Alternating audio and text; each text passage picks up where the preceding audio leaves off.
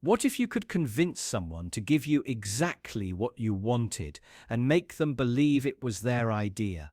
It doesn't feel like manipulation, not in the way we usually imagine it. There's no pressure, no lies, no visible trick, just a quiet shift in perception, subtle enough to go unnoticed. And when it works, the person feels empowered, autonomous, even proud.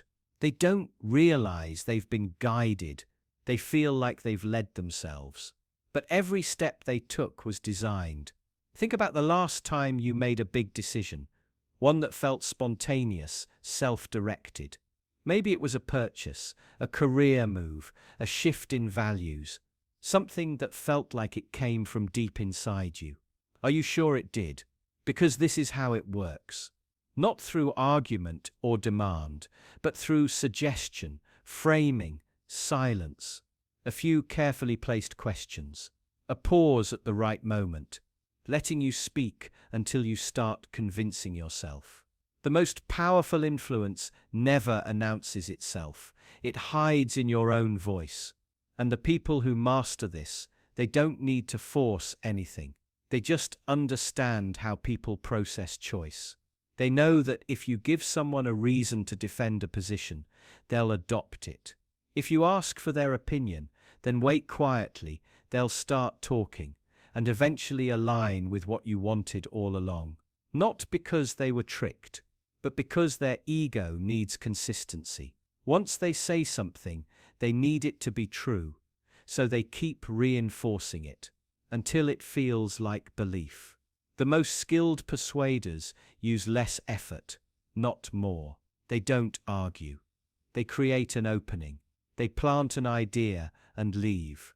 And hours later, you think it bloomed on its own. There's a kind of power in that. A calm, invisible authority. You can watch someone change their mind, reframe their values, act against their own interests, and thank you for helping them. All without realizing the origin of the shift.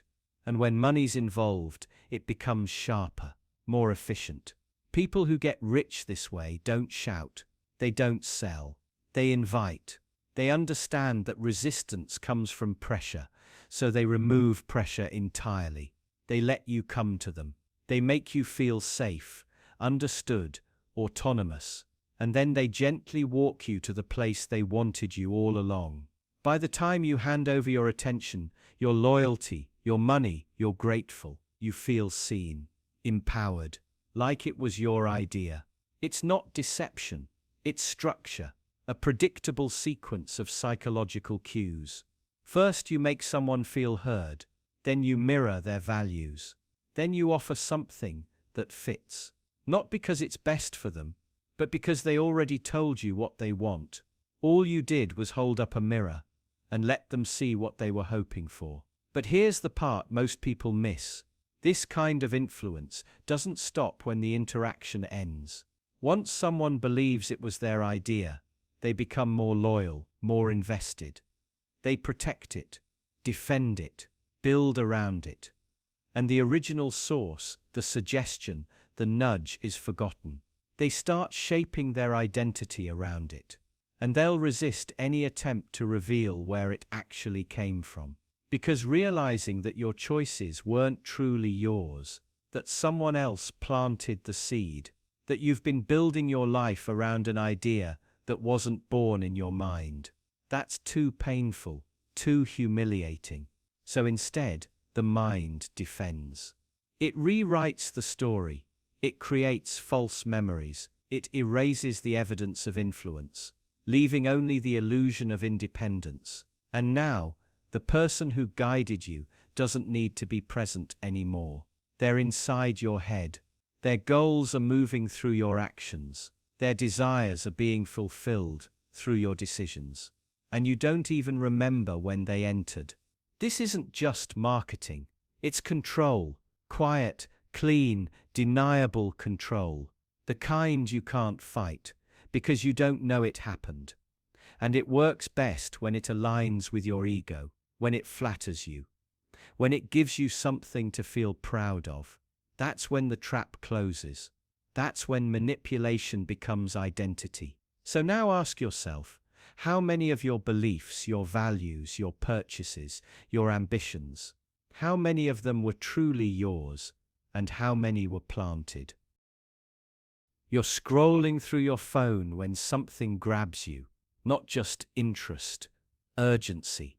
A red banner, a countdown clock, a timer that says only 4 minutes left. It tells you to act now, buy now, commit now, and for a moment, it works. You feel it in your chest. The narrowing of attention, the anxiety of missing something. You weren't even interested before, but now it feels important. Now it feels personal. You don't pause to ask why. You don't stop to question what changed, because nothing did. There is no emergency, no scarcity, no threat. But inside you, something's been triggered. Something primitive, automatic. A fear that you're about to lose something you never needed in the first place.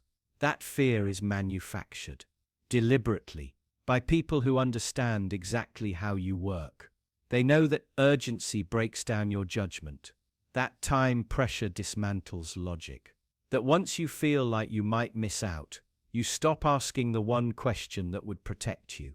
Do I even want this? Creating urgency where none exists is one of the oldest psychological traps used to manipulate behavior.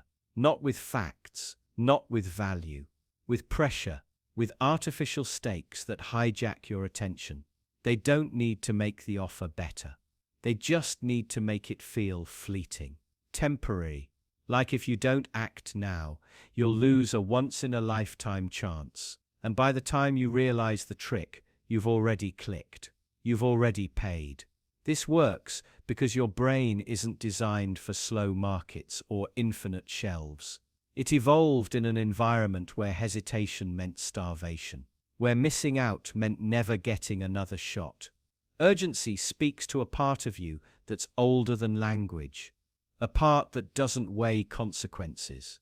It just reacts, moves, grabs. So when someone wants to sell you something, information, a product, a belief, they don't need to convince you it's good. They just need to convince you it's vanishing. Limited spots, final call, one-time offer. They use scarcity not as truth, but as weapon. Because once you believe time is running out, the part of you that questions, waits, reflects, goes quiet. And this isn't just marketing. This is in job postings, dating apps, investment pitches, and digital courses. Act now, before it's too late. Spots are filling fast. You've seen it so often, you barely notice anymore, but it's still working. Every time. Now consider this, what happens when this urgency seeps into your sense of self. When you start to believe you're running out of time, not just for purchases, but for your entire life. When every year becomes a race to achieve more, earn more, become more, before the window closes.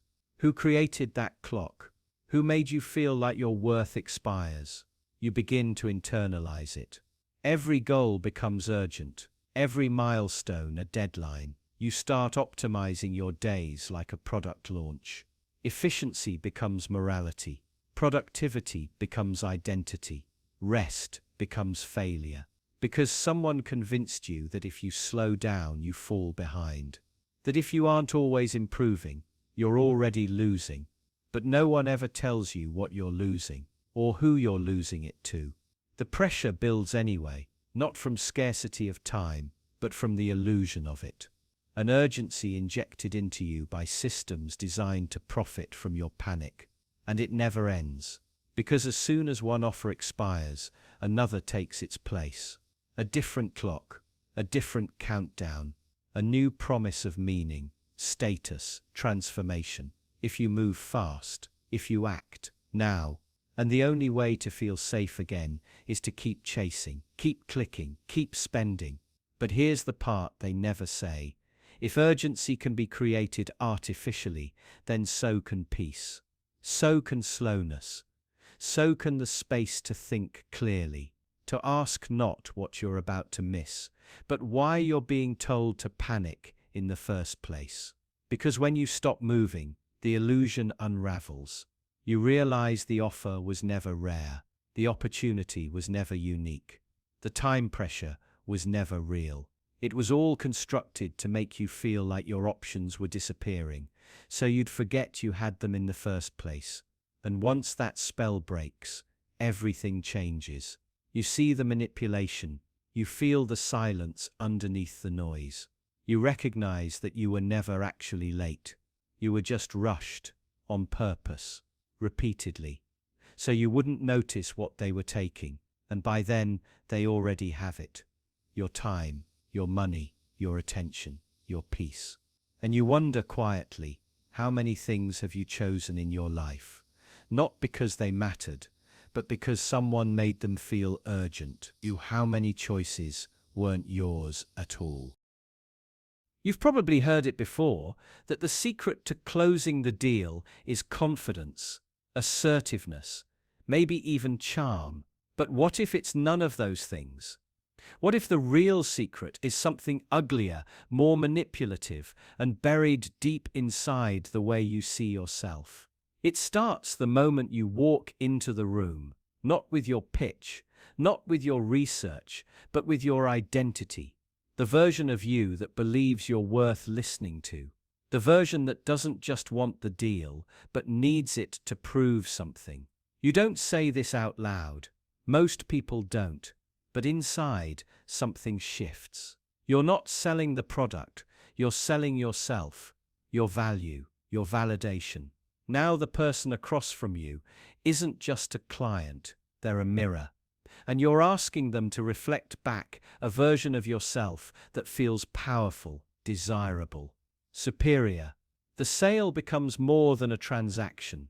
It becomes a performance, a test, a measurement of your worth.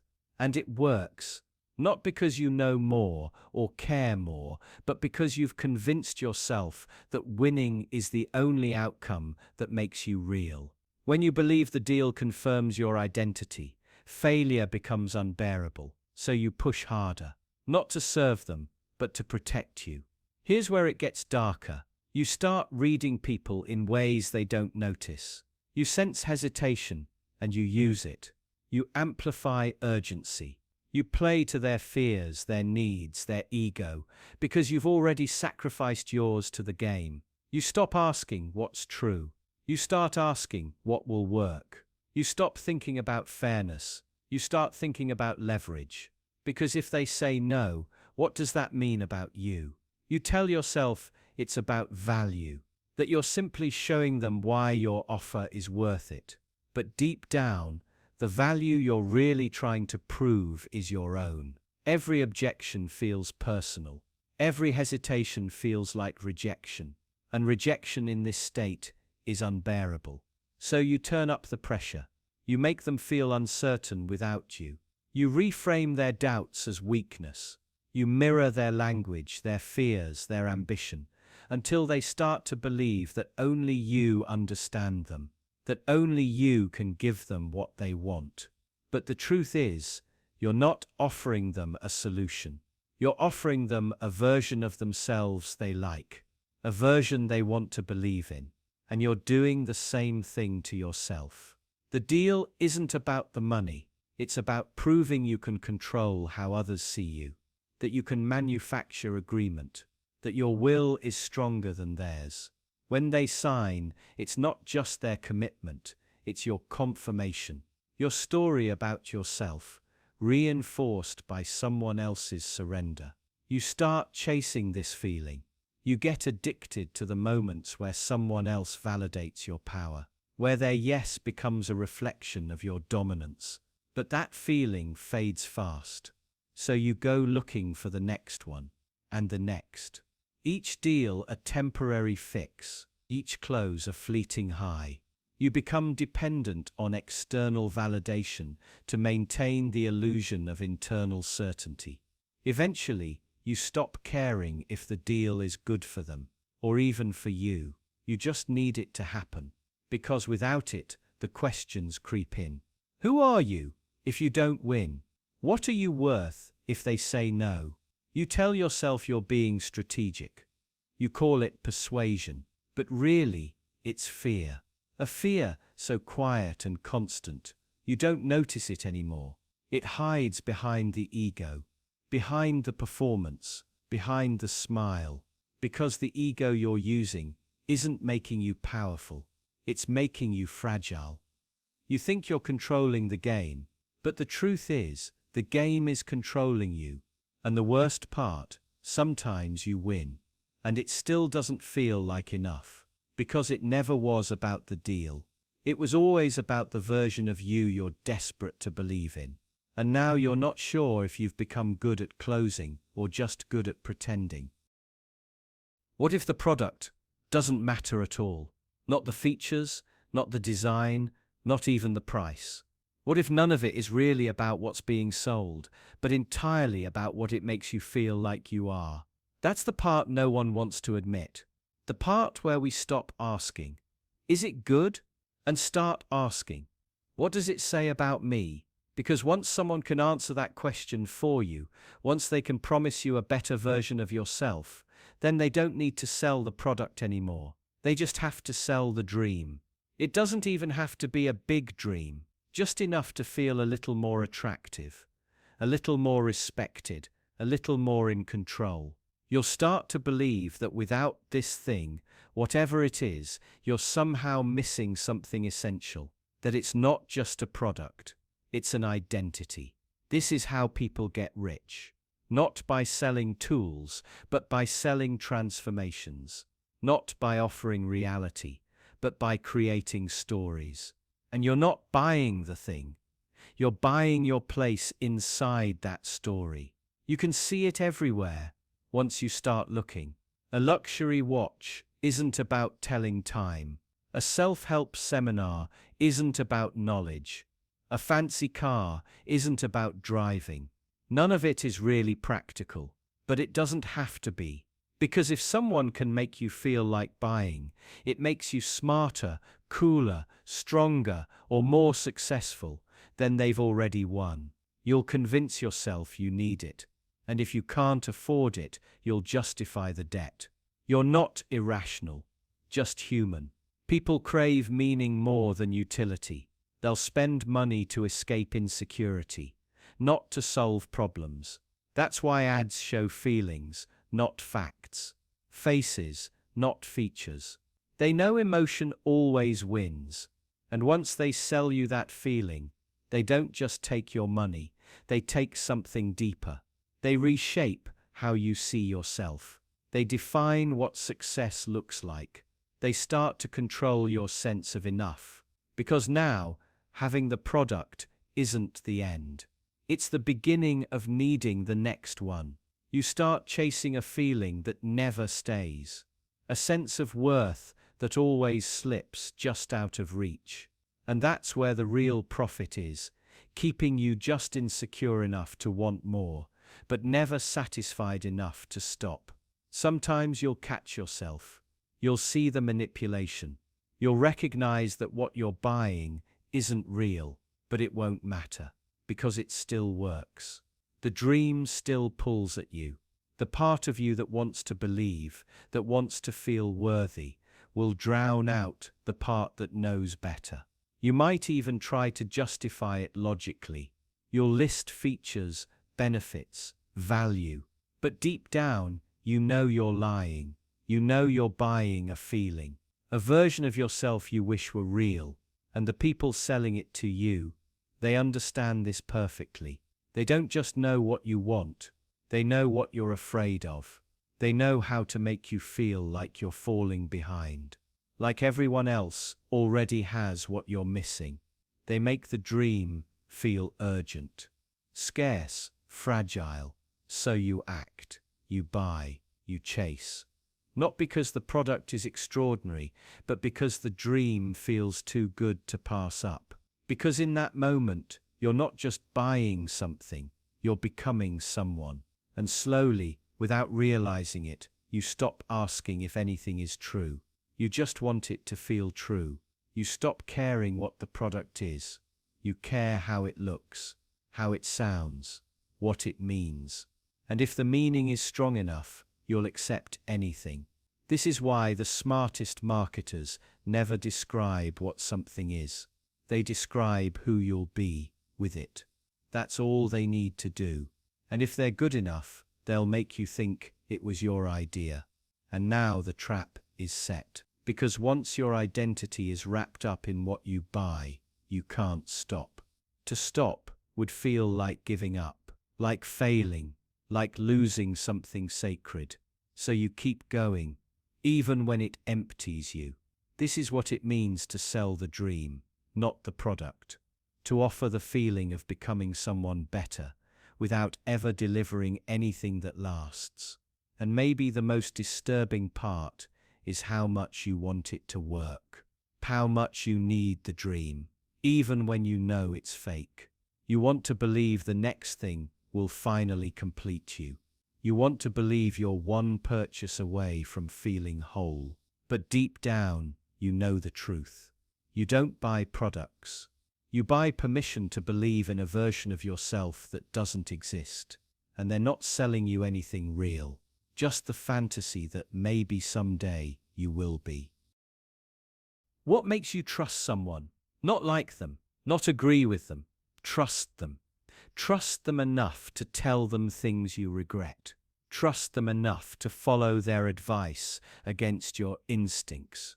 Trust them enough to ignore your gut because their voice feels more certain than your own. Sometimes all it takes is a subtle gesture, a nod at the right time, a sigh that matches yours, a small phrase repeated back to you in almost the same words you used, not exact, just close enough to feel familiar. You don't notice it, but your body does. Your mind responds, something softens. You feel understood. This is called mirroring. It looks like empathy. It feels like connection, but it's neither. It's a tactic, and it works. You've experienced it. You meet someone new, and within minutes they feel familiar. They finish your thoughts. They like what you like. They've been through something similar. The conversation flows easily. There's no friction, no resistance, just smooth agreement. You feel seen, maybe even safe, but you're not. You're being mirrored.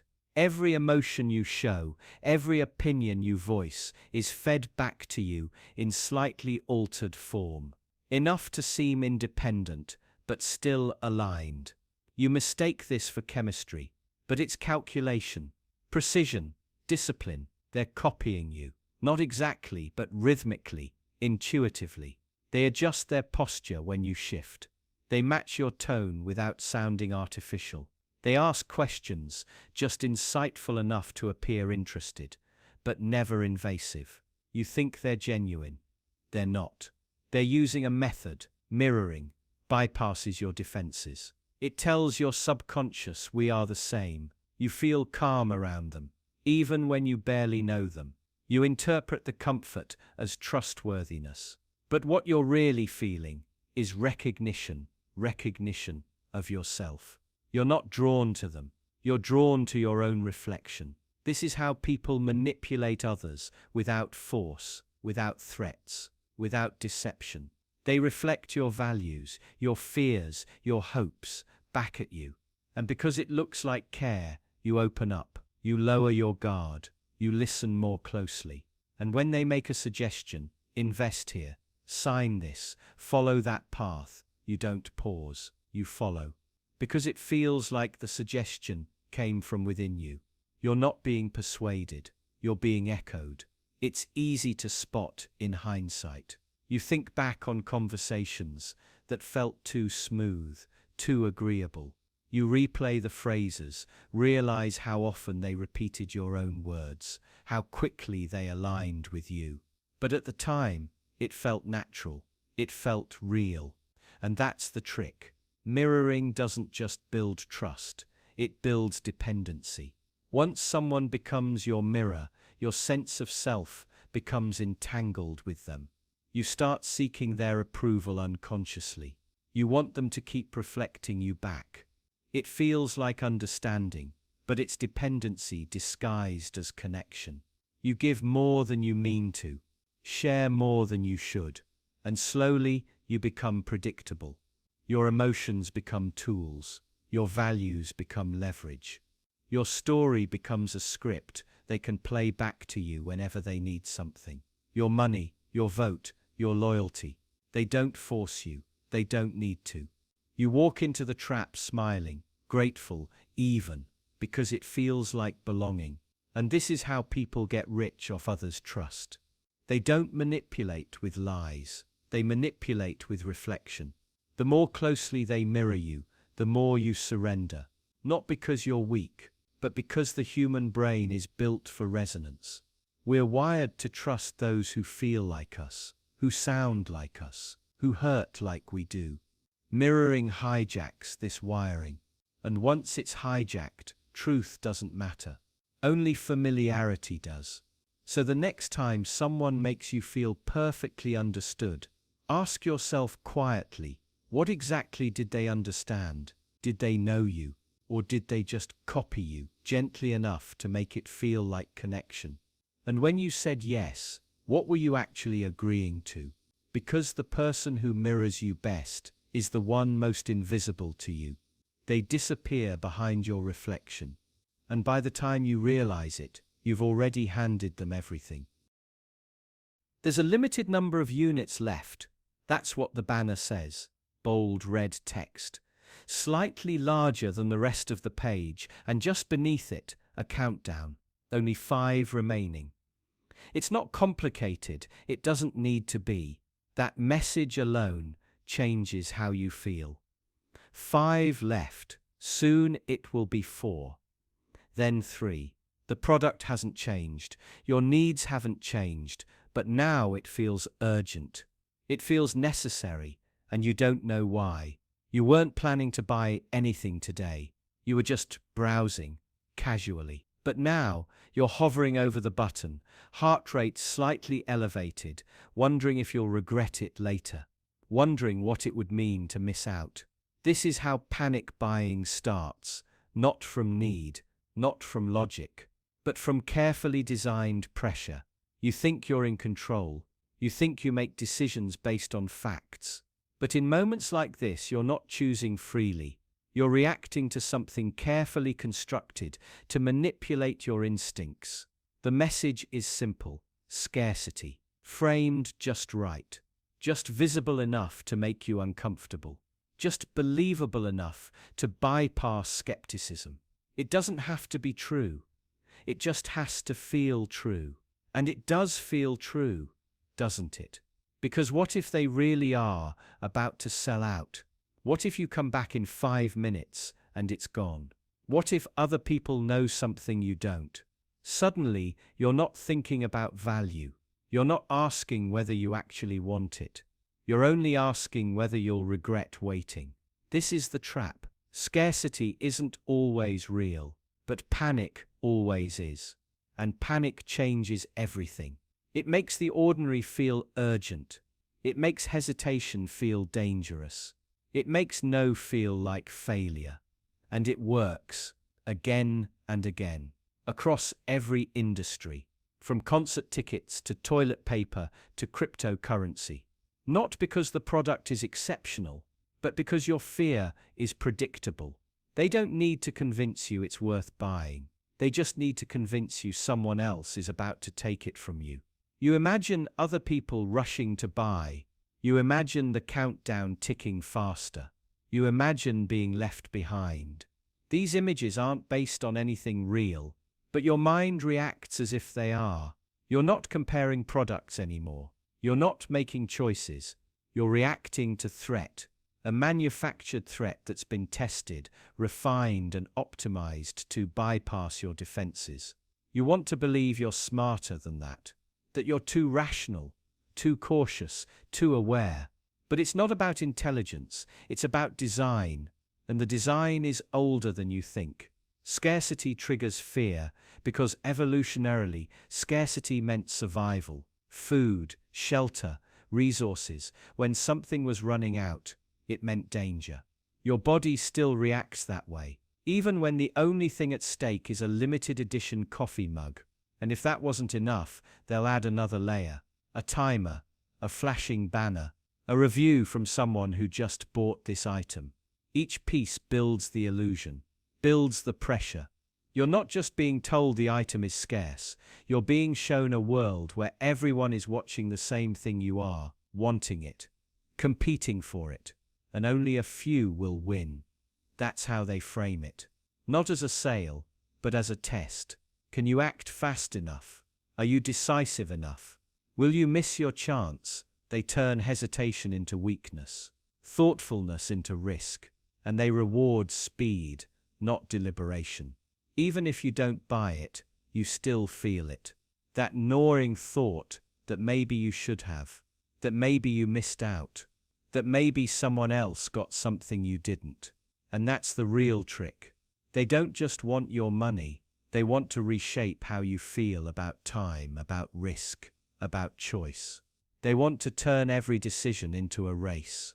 Because in a race, you stop looking for the best path. You just run. And they count on that.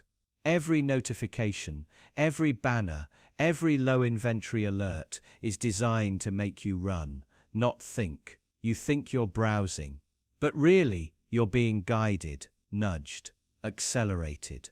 Until the purchase doesn't feel like a decision at all. It feels like an escape from uncertainty, from hesitation, from missing out. But what happens after? After you click and the panic fades and the timer stops mattering, you look at the item and it looks exactly the same as it did before the countdown began.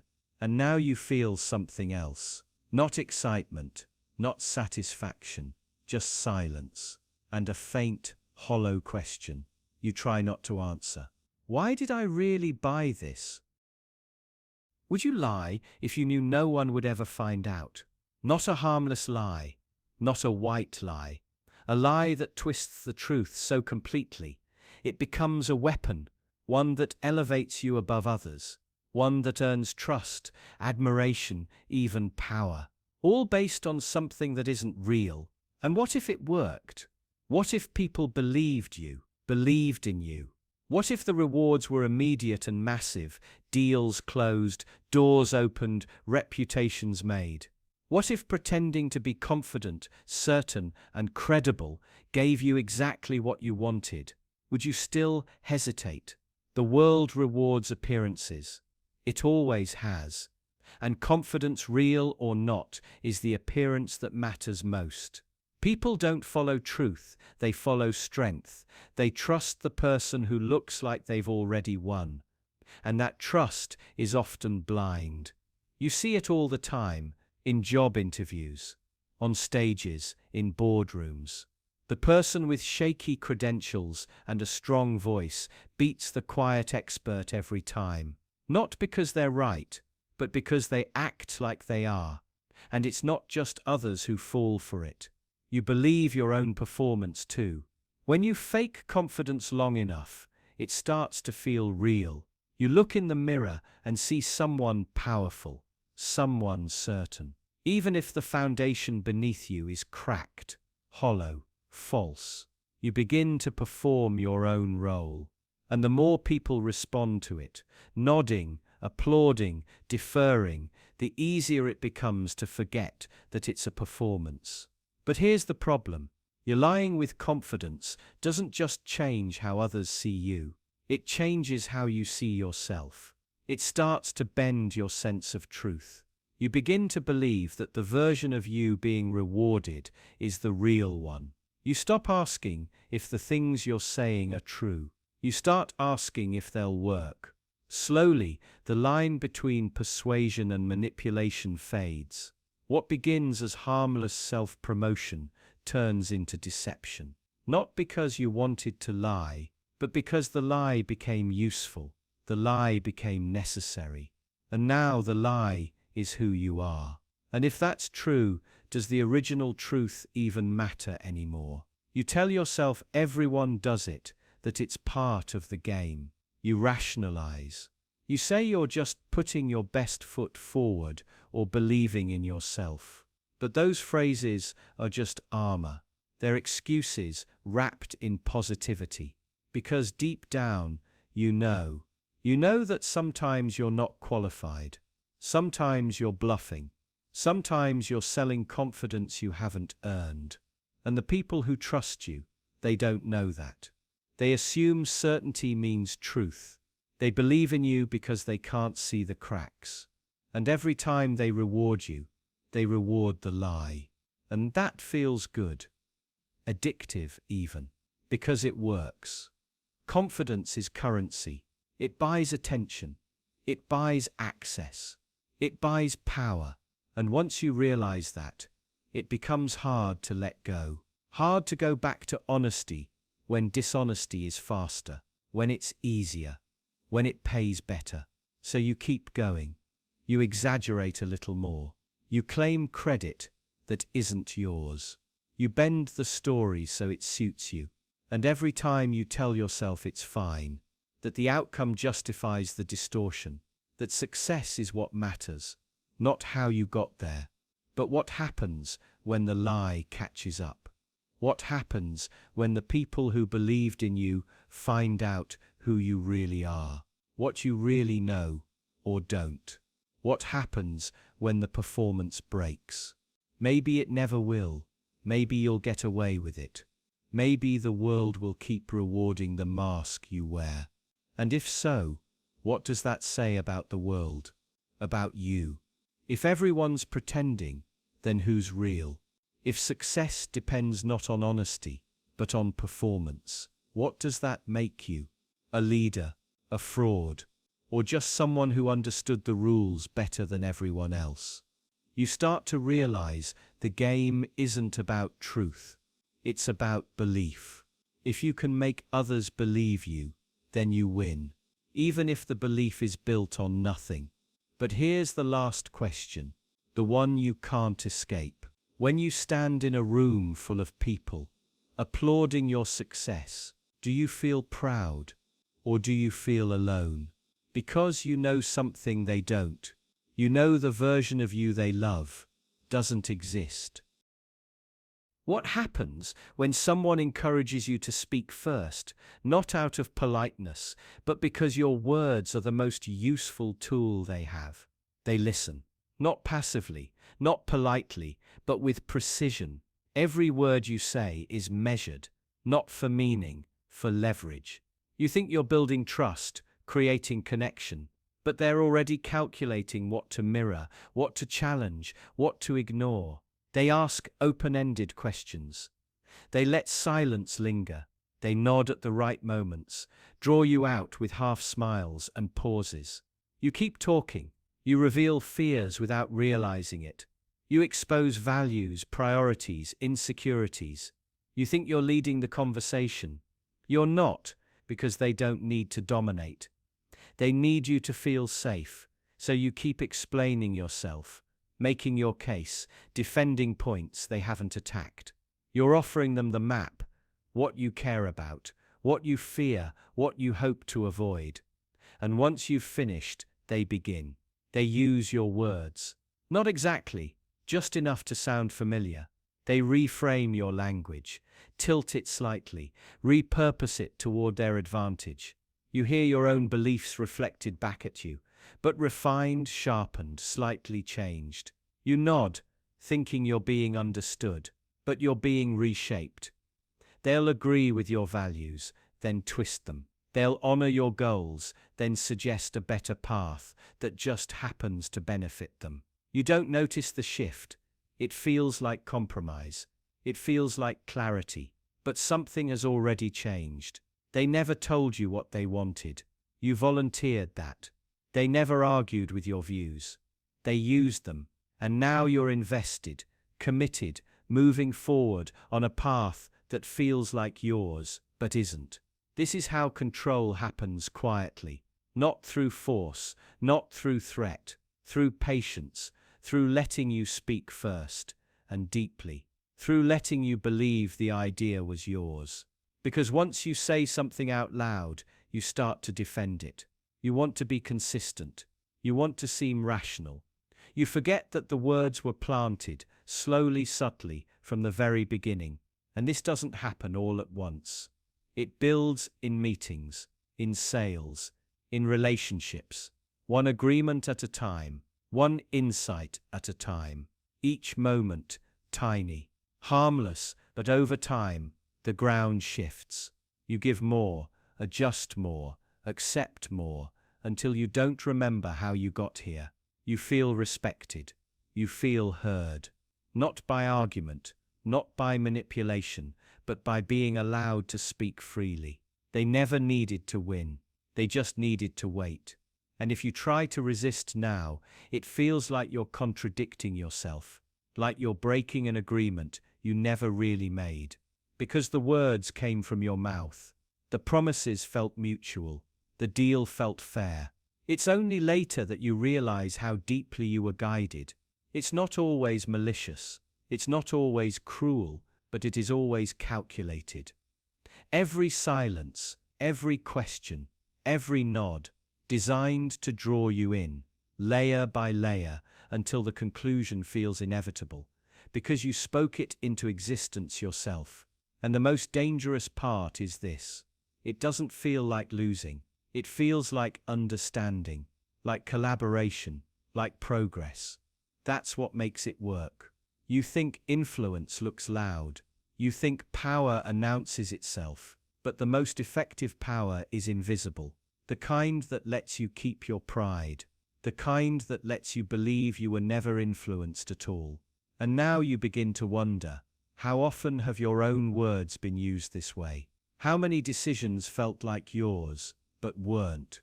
How many agreements were formed, not through persuasion, but through your own willingness to explain? How often have you been allowed to talk, just long enough to be quietly outmaneuvered? And once you start asking that, you realize something even darker. That maybe you already know how to do this. That maybe you've done it too. And the only difference between being manipulated and manipulating is who stays quiet longer. They say it's designed for people like you. They say it with a smile, with warmth, like they're offering help, like they've finally seen you. But look closer, there's something beneath the kindness. A calculation. They don't mean you personally. They mean people with your fears. People with your patterns. People who make the same quiet mistakes. It starts subtle. A service, a product, an opportunity, tailored just right. Not too obvious, not too aggressive, just comforting enough to feel like a solution. Just urgent enough to feel necessary. They've studied people like you. They know how long you wait before saying yes. They know what kind of problem makes you act. They know how to position it, not too cheap, not too expensive, just enough to sting a little, so you take it seriously. You think you're choosing freely. You think you're discerning. But they already mapped your route months ago. They know how long you'll linger on the landing page, how many times you'll reread the testimonials, when you'll finally click buy, and if you don't, they'll adjust. The email will change, the tone will soften or harden. You'll be retargeted with a new angle, not because you matter, but because your data fits a profitable mold. They won't say it out loud, but you were never a person to them. You were a category, a cluster of behaviors, a demographic with predictable triggers. And every word they say has been tested on thousands of others like you. Every phrase, every color, every font. You might think you're immune. You're smarter than the average buyer. You don't fall for tricks, but the tricks have changed. They're quieter now, more intimate. The trick is making you feel like there's no trick at all. It doesn't have to be a scam to be predatory. It doesn't have to lie to exploit you. All it needs is to understand your pain better than you do, and then sell you a mirror disguised as a solution. You won't feel manipulated. You'll feel understood. You'll feel seen. That's the power of precision. Not to deceive you, but to make you willingly walk toward the outcome they already chose.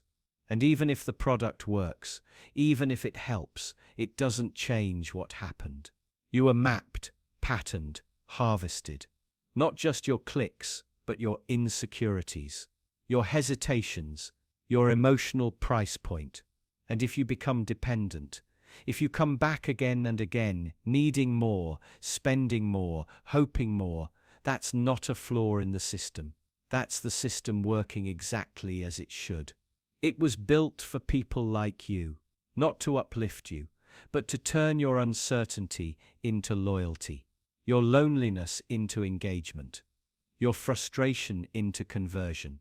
And when you question it, when you sense something off, they'll lean in closer. They'll say they get it. That others like you have felt this too. That what you're feeling is normal. That they're here to help. But help isn't help when it's engineered, when it's optimized for yield. When your healing is a business model, they don't want you cured. They want you managed. They want your hope on a leash, your trust on a timer. And when you finally walk away, exhausted, broke, ashamed, they already have another product ready for people like you.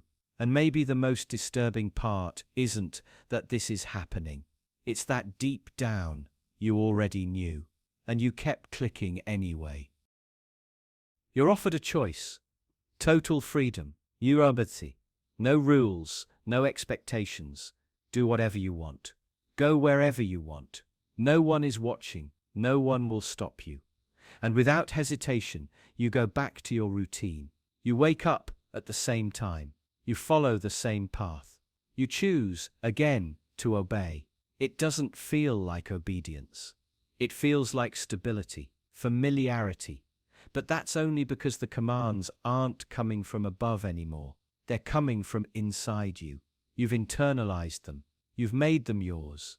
Freedom makes people uncomfortable, not because they don't want it, but because it forces them to be responsible for their lives. When you're free, your failures are yours. Your boredom, your limitations, your own creation.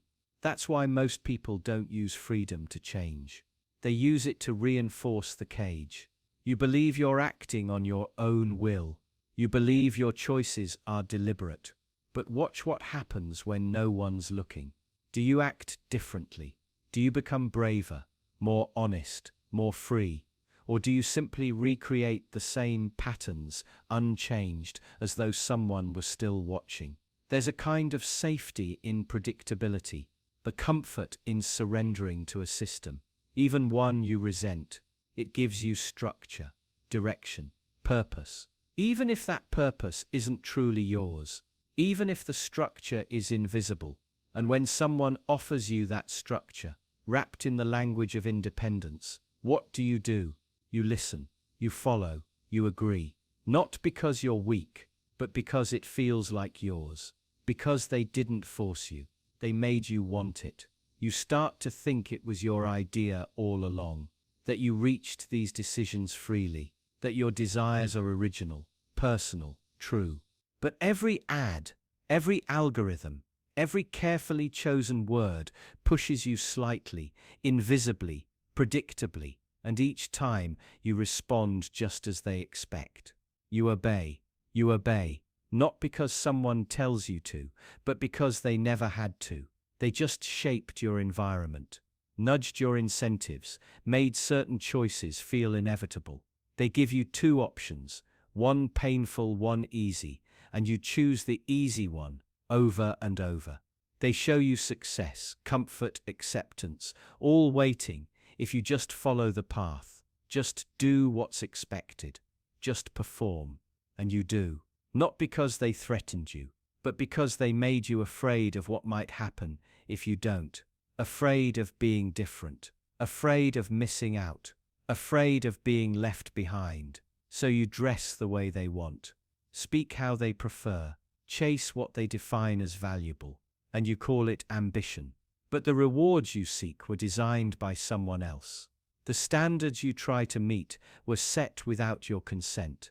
The image of success in your mind was placed there, quietly, repeatedly, until you mistook it for your own, And even when you realize this, you don't stop. You keep going, because now you've invested too much. You've built your life around it, your reputation, your self-worth. You've tied your identity to a script you never wrote, but learned by heart. You tell yourself you're free, but that's only because the system doesn't need to punish you. You've already absorbed the rules. You regulate yourself. You criticize yourself. You push yourself harder than they ever would have. And if someone really deviates, you notice it immediately. You feel uncomfortable, defensive. You wonder what they're doing wrong, or what you're doing wrong. You watch them refuse to obey, and it makes you uneasy, because it reminds you that you could do the same. But you won't, because your obedience is too subtle to fight, too deeply embedded. It doesn't feel like surrender. It feels like survival. And those who benefit from this don't need to force anything. They just sit quietly while you convince yourself. While you build your own prison and thank them for the materials. You work harder, compete more, optimize every hour of your day. You believe you're chasing something real, but all you're doing is proving you're still willing to play. And every time you think about stopping, just for a moment, you feel the fear rise. Fear of failure, of insignificance, of losing everything you were promised, if you just keep going. So you obey, not out of weakness, but out of habit. Not because you must, but because it's easier than facing the alternative, that your choices aren't really yours, that your goals aren't yours, that your life right now is a reaction to invisible pressures you never questioned. You're free to choose. That's what they say. But only if you choose what they've prepared. And if you don't, you're punished quietly, not with violence, but with exclusion, with uncertainty, with the loss of that invisible reward system you've come to depend on. So you return to the path. You recommit to the game. You call it freedom. But it's not. It's a simulation of choice, designed to make obedience feel like agency.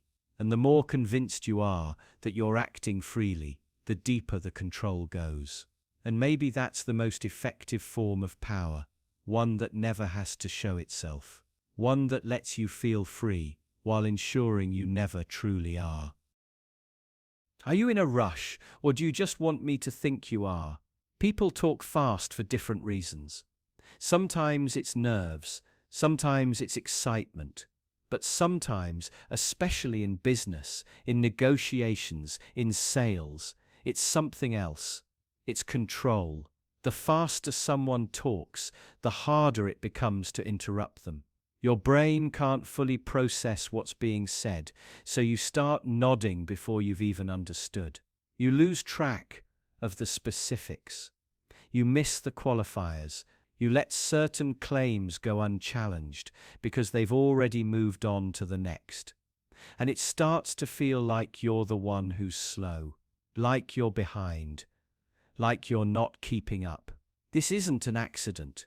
It's not random. It's a strategy. Because when someone wants something from you, your money, your agreement, your trust, their biggest enemy is your doubt. Doubt slows things down. Doubt makes people pause, ask questions, weigh risks. But speed bypasses all of that. It overwhelms your defenses before they can organize. And there's a particular kind of speech that does this best. Not just fast, but confident, rhythmic, polished. It sounds like truth. It sounds like certainty, even when it's empty. There's a reason political speeches, investor pitches, and motivational seminars all start to sound the same. There's a cadence that feels like conviction, a tone that mimics trustworthiness. If someone says something quickly and clearly enough, with the right level of intensity, we start assuming it must be true, because if they were lying, wouldn't they hesitate? But they don't. That's the point. And while you're still trying to figure out what they meant by the last sentence, they're already 5 sentences ahead. You can't challenge what you didn't fully hear. And even if something felt off, it's too late now. The conversation has moved on.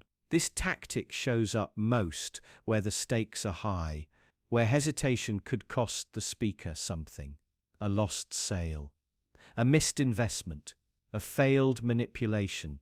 And in those moments, speed becomes a weapon, not of logic, not of truth, but of momentum, because doubt needs time. It needs silence. It needs space to take shape. And fast talkers know that if they just keep moving, you won't have time to find your footing. The goal isn't to win the argument. It's to make sure the argument never really happens. You've seen it before. A presentation where everything seems impressive until you try to explain it afterward and realize you didn't actually understand any of it. A conversation where someone seemed persuasive until you thought about it later and wondered why you agreed. You weren't convinced, you were rushed. And the speed didn't just cloud your judgment, it made you question yourself. Because when someone speaks with absolute clarity and zero hesitation, they don't just seem right, they make you feel wrong, slow, doubtful, insecure.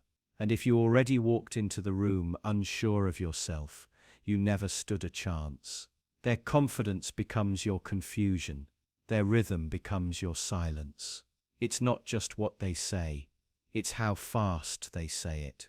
The way they don't let you stop and think. The way they overload your working memory. The way they fill every second with stimulus, leaving no room for pause. And in that gap between stimulus and processing, between hearing and understanding, that's where compliance happens. That's where decisions get made. That's where people say yes to things they barely even heard. The danger isn't just manipulation. It's what happens after, when you realize you've committed to something you don't fully believe in. When the momentum fades and the questions come, but now it's too late. You've signed, you've agreed, you've said yes. And even then you hesitate to go back. Because now the doubt turns inward. Not, was that person lying? But why didn't I notice? Not, did they trick me? But how did I fall for it? And that's the final trick. The one no one talks about. Fast talkers don't just outrun your doubt, they plant shame in its place. They leave you too embarrassed to question what just happened.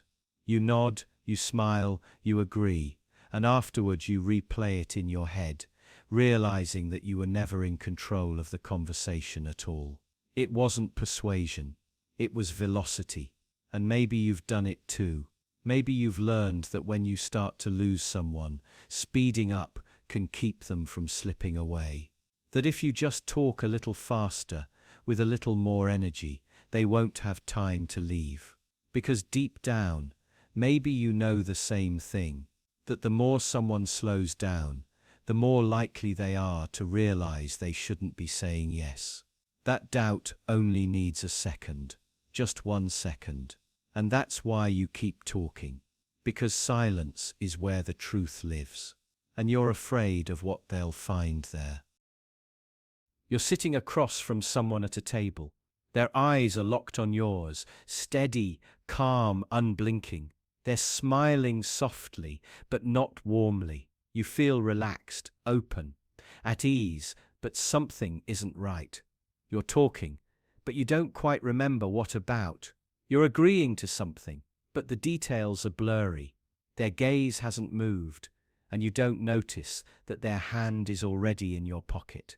This is how it works, not with violence, not with threats, but with focus. Misdirection. You're trained to look where the danger isn't, and that's exactly what they count on. You think the game is about honesty, you think you're in control, but the game is distraction, and you're already losing. It starts with attention, not yours, hers. She gives you attention so deeply, so precisely, that it disarms you. You mistake intensity for sincerity. She watches your face the way a locksmith watches tumblers. listening not just to your words, but how your pupils shift when you lie, how your breathing changes when you're unsure. She mirrors you, subtly just enough to build unconscious trust. You feel safe, understood. You don't realize she's leading you somewhere specific. And by the time you do, you've already stepped through the door. The trick isn't just psychological, it's structural. She makes the conversation feel like a rhythm you don't want to break. She smiles when you pause, nods when you talk, leaves just enough silence for you to keep filling it. She never pushes. She lets you walk into the trap on your own. And when you start giving more than you meant to, more detail, more agreement, more access, you believe it was your idea. Now stop. Think about the last time you felt unusually charmed by someone. You liked them, trusted them quickly. Maybe they complimented you. Maybe they shared something personal. Maybe they seemed vulnerable, sincere. But something still lingered afterward, an odd, hollow feeling, like you gave something away and didn't get it back. That's the game, not theft, not coercion, just gentle, persistent extraction. And here's the part that's hardest to admit. It works best on people who believe they're too smart to fall for it. Confidence makes you predictable. You believe you're evaluating them, that you're the one spotting deception. But that's the easiest posture to manipulate. You already want to believe you're winning. You won't notice you're being fed the lines you think you're choosing yourself. She'll make you feel like the conversation is yours, the ideas, the plans, the timing. You think you're leading, and that's exactly what she wants. Because while you're looking her in the eyes, nodding along, something else is being arranged behind the scenes. Something you won't recognize until the door's already closed. There's a reason the con artist always makes eye contact. There's a reason the illusionist smiles. It's not just performance, it's cover. You're looking at the hand that isn't moving. You're listening to the words that don't matter. The real move is quiet, simple, and it's already happened. Now ask yourself, how would you know? What signal would tell you it's happening again? You've already been taught that persuasion looks like confidence, power, dominance. But those are easy to spot. What if persuasion looks like attention, like patience, like listening more than speaking? What if the most dangerous kind of influence feels like connection? Because that's the final trick. If it feels transactional, you resist. But if it feels personal, you don't. You lean in, you cooperate. You participate in your own manipulation. You build the trap around yourself.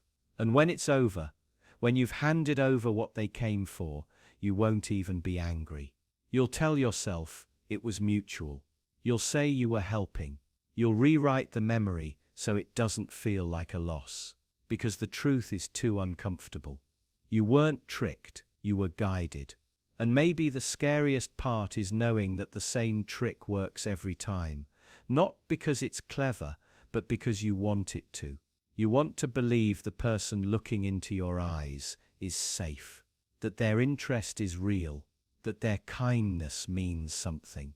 But sometimes, all it means is that you're easy to read, easy to lead, and just distracted enough not to notice what's already been taken. Imagine standing in a courtroom. The room is silent. A man in a suit is at the front, holding a chart. On that chart are numbers, cold, clean, precise. He speaks calmly.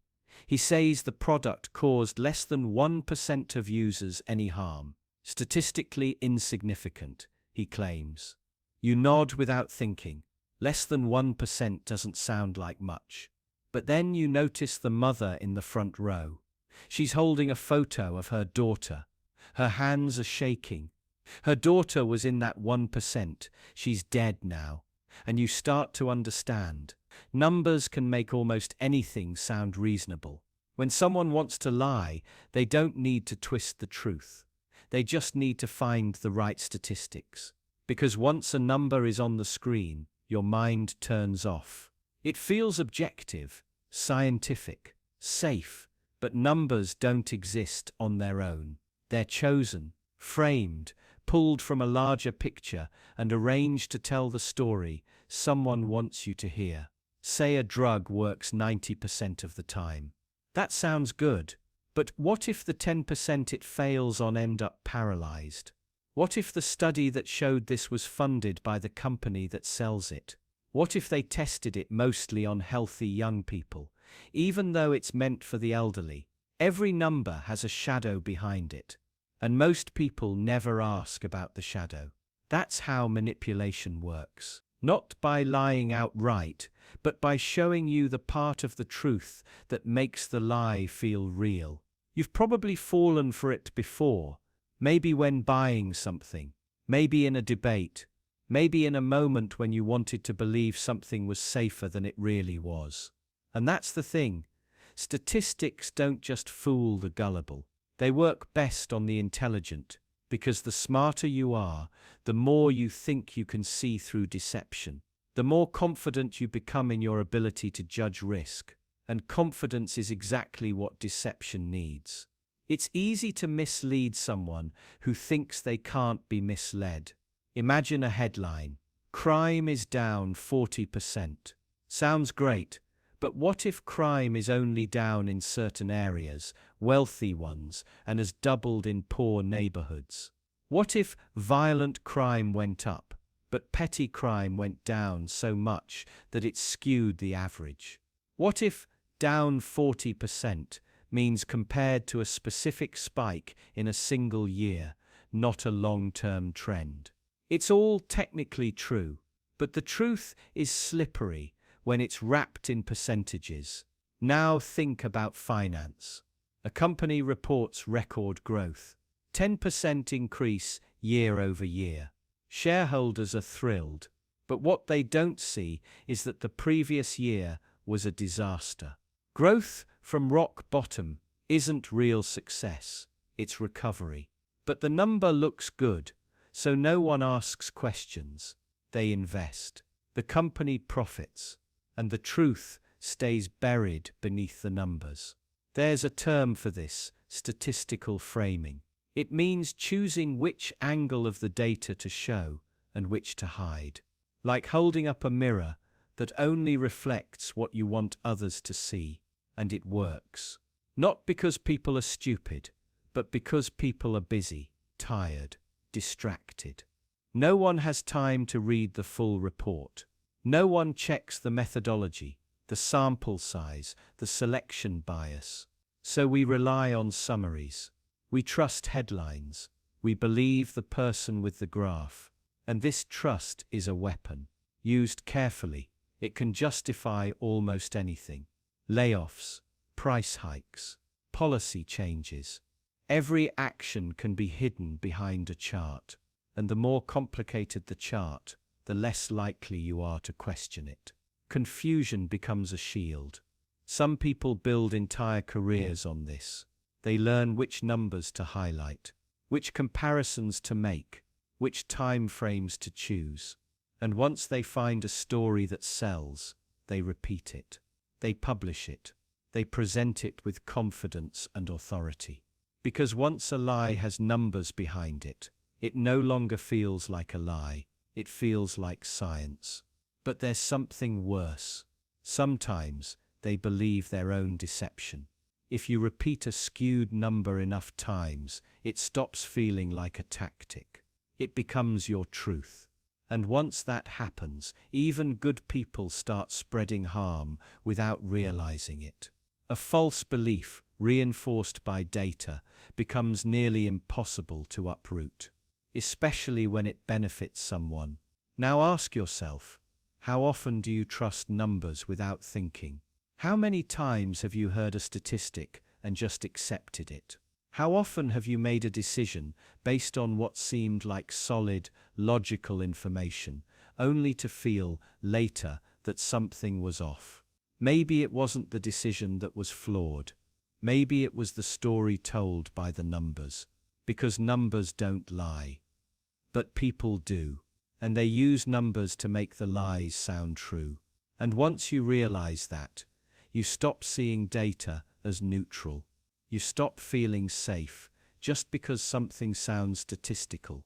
You start to notice the framing, the shadows, the parts of the picture that were carefully cropped out, and you start to wonder how much of what you believe, how much of what you trust was never true at all, just chosen, just presented, just sold to you in a way that made it feel impossible to question. And once you see that, it's hard to unsee. Harder still when you realize how often you've done the same thing. What's the smallest thing someone could ask you to do that you'd still regret later? It doesn't look like manipulation at first. It looks like a favor, a 5-minute task, a quick reply, a share, a signature, a small donation, something barely worth resisting. You tell yourself it's fine, you do it, you move on. But then they ask again, not much more this time, just a little bigger, a little less convenient. But you've already said yes once. Saying no now feels strange, ungrateful, inconsistent. You'd rather stay agreeable than confront the discomfort of stopping something after it's already begun. So you say yes again.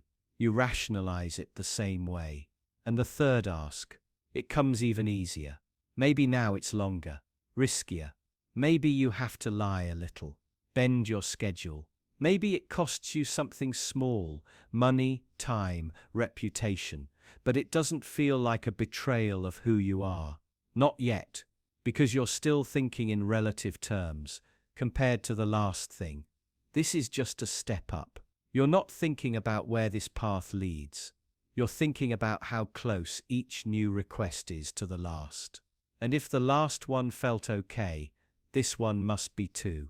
This is how people get pulled into scams, into shady deals, into moral compromises, into crime. No one starts with the worst ask. They start with the ask that feels so small. It's easier to say yes than to explain why not. And once you say yes, you're not just agreeing to the act, you're creating a story about yourself. A story where you're helpful, cooperative, supportive. To break that story later would mean admitting you were wrong, that you were tricked, that you're not who you thought.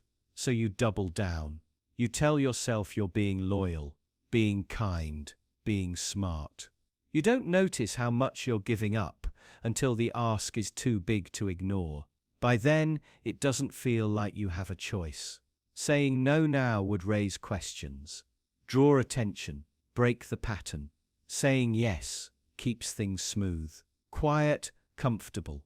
And by that point, the line between choice and obligation is gone. This pattern doesn't just work on individuals. It works in groups, in companies, in governments. Every outrageous action is built on smaller steps that no one questioned. Because questioning small things feels petty, extreme, unnecessary. Only in hindsight do you see the scale of what was built, one quiet concession at a time. Even now, you probably remember moments like this. Times when you agreed to something you weren't comfortable with, because it was easier than resisting. Times you kept going, not because it was right, but because you didn't know how to stop. And maybe the most disturbing part isn't what they asked of you. It's what you told yourself afterward. That it wasn't a big deal. That you didn't really have a choice. That everyone does it. That if it was truly wrong, you would have felt worse. But that's how this trick works. It doesn't rely on deception. It relies on momentum. On using your past behavior to shape your future behavior. On exploiting your desire for consistency, your fear of social tension, your tendency to justify what you've already done.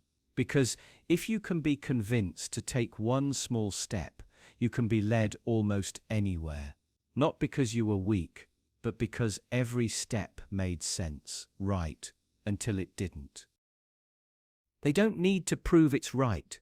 They just need to prove most people are doing it. That's all. That's the trick.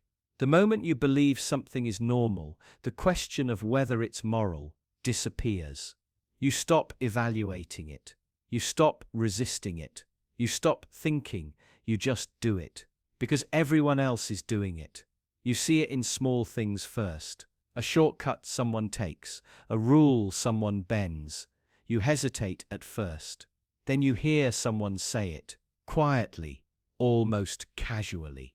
Don't worry, most people are doing it. And your mind relaxes. You stop holding tension. You allow the thought to settle in. If others do it, it must be fine. It must be safe. But safe is not the same as right. And most people doing something doesn't make it less harmful. It just makes it easier to justify, especially when money is involved. You see someone charge a little extra, hide a small fee, stretch the truth slightly in a pitch. Not enough to feel criminal, just enough to make more. You pause, you feel the discomfort, but then they say it, or someone else says it. Everyone does this. You have to. It's no longer about ethics. It becomes about survival, adaptation, not falling behind, and something in you shifts. You let yourself step over a line, not because you believe it's right, but because it now feels familiar, acceptable, and that is all they need. Because once a behavior becomes normal, morality becomes irrelevant. You no longer examine it, you just copy it, mimic it. You become part of it. No one has to convince you anymore. They just have to make sure you don't feel alone. And that's how it spreads. That's how people begin doing things they once swore they never would. Not in protest, not with a plan, but quietly, slowly, one compromised moment at a time. You think of the business owner who marks up prices right before a discount, the influencer who fakes brand deals to look in demand, the investor who pumps and dumps coins they know are worthless. They weren't born deceitful. They were just told that most people were already doing it. And the moment they believed that, the rest was easy. You see, people don't need permission to do something wrong. They need insulation. They need cover. The illusion of group behavior creates that cover. It makes guilt disappear before it even arrives. Because you didn't invent the lie, you just didn't resist it.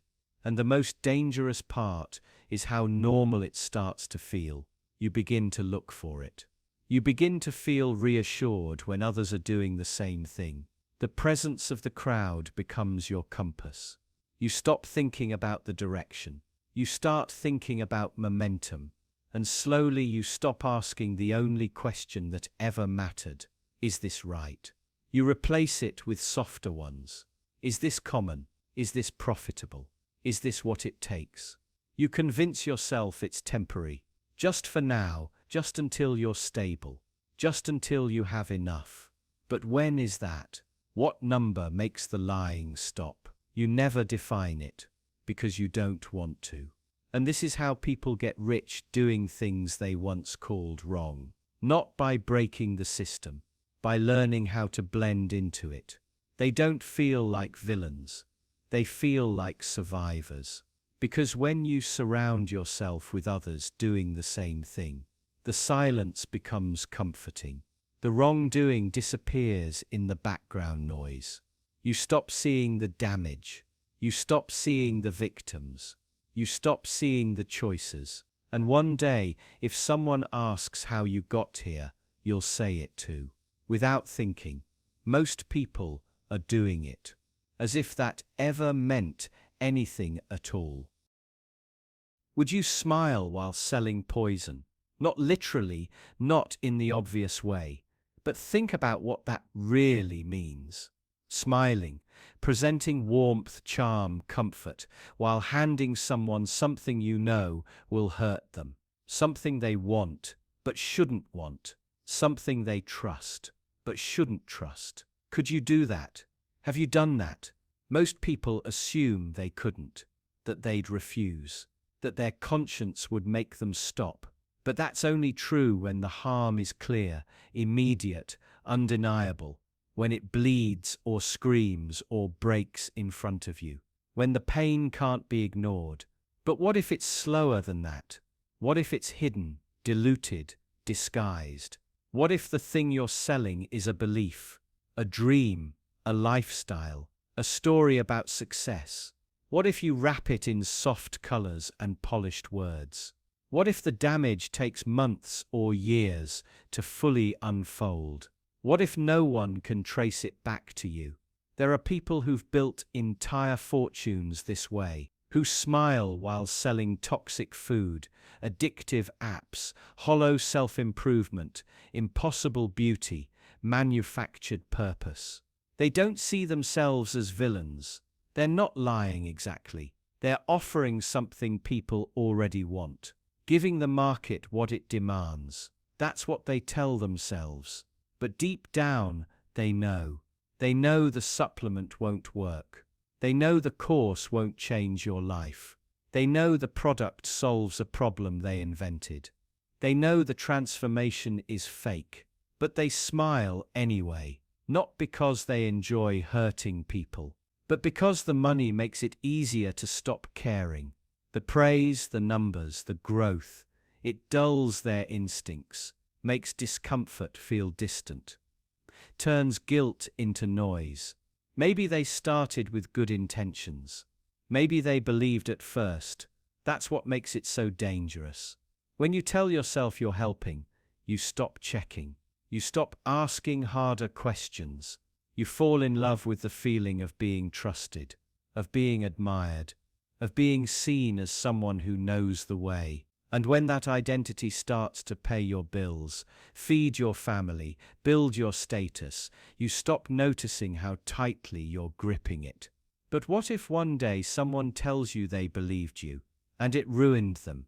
That they bought the product, followed the plan, lived the message, and now they're worse off than before. What would you say?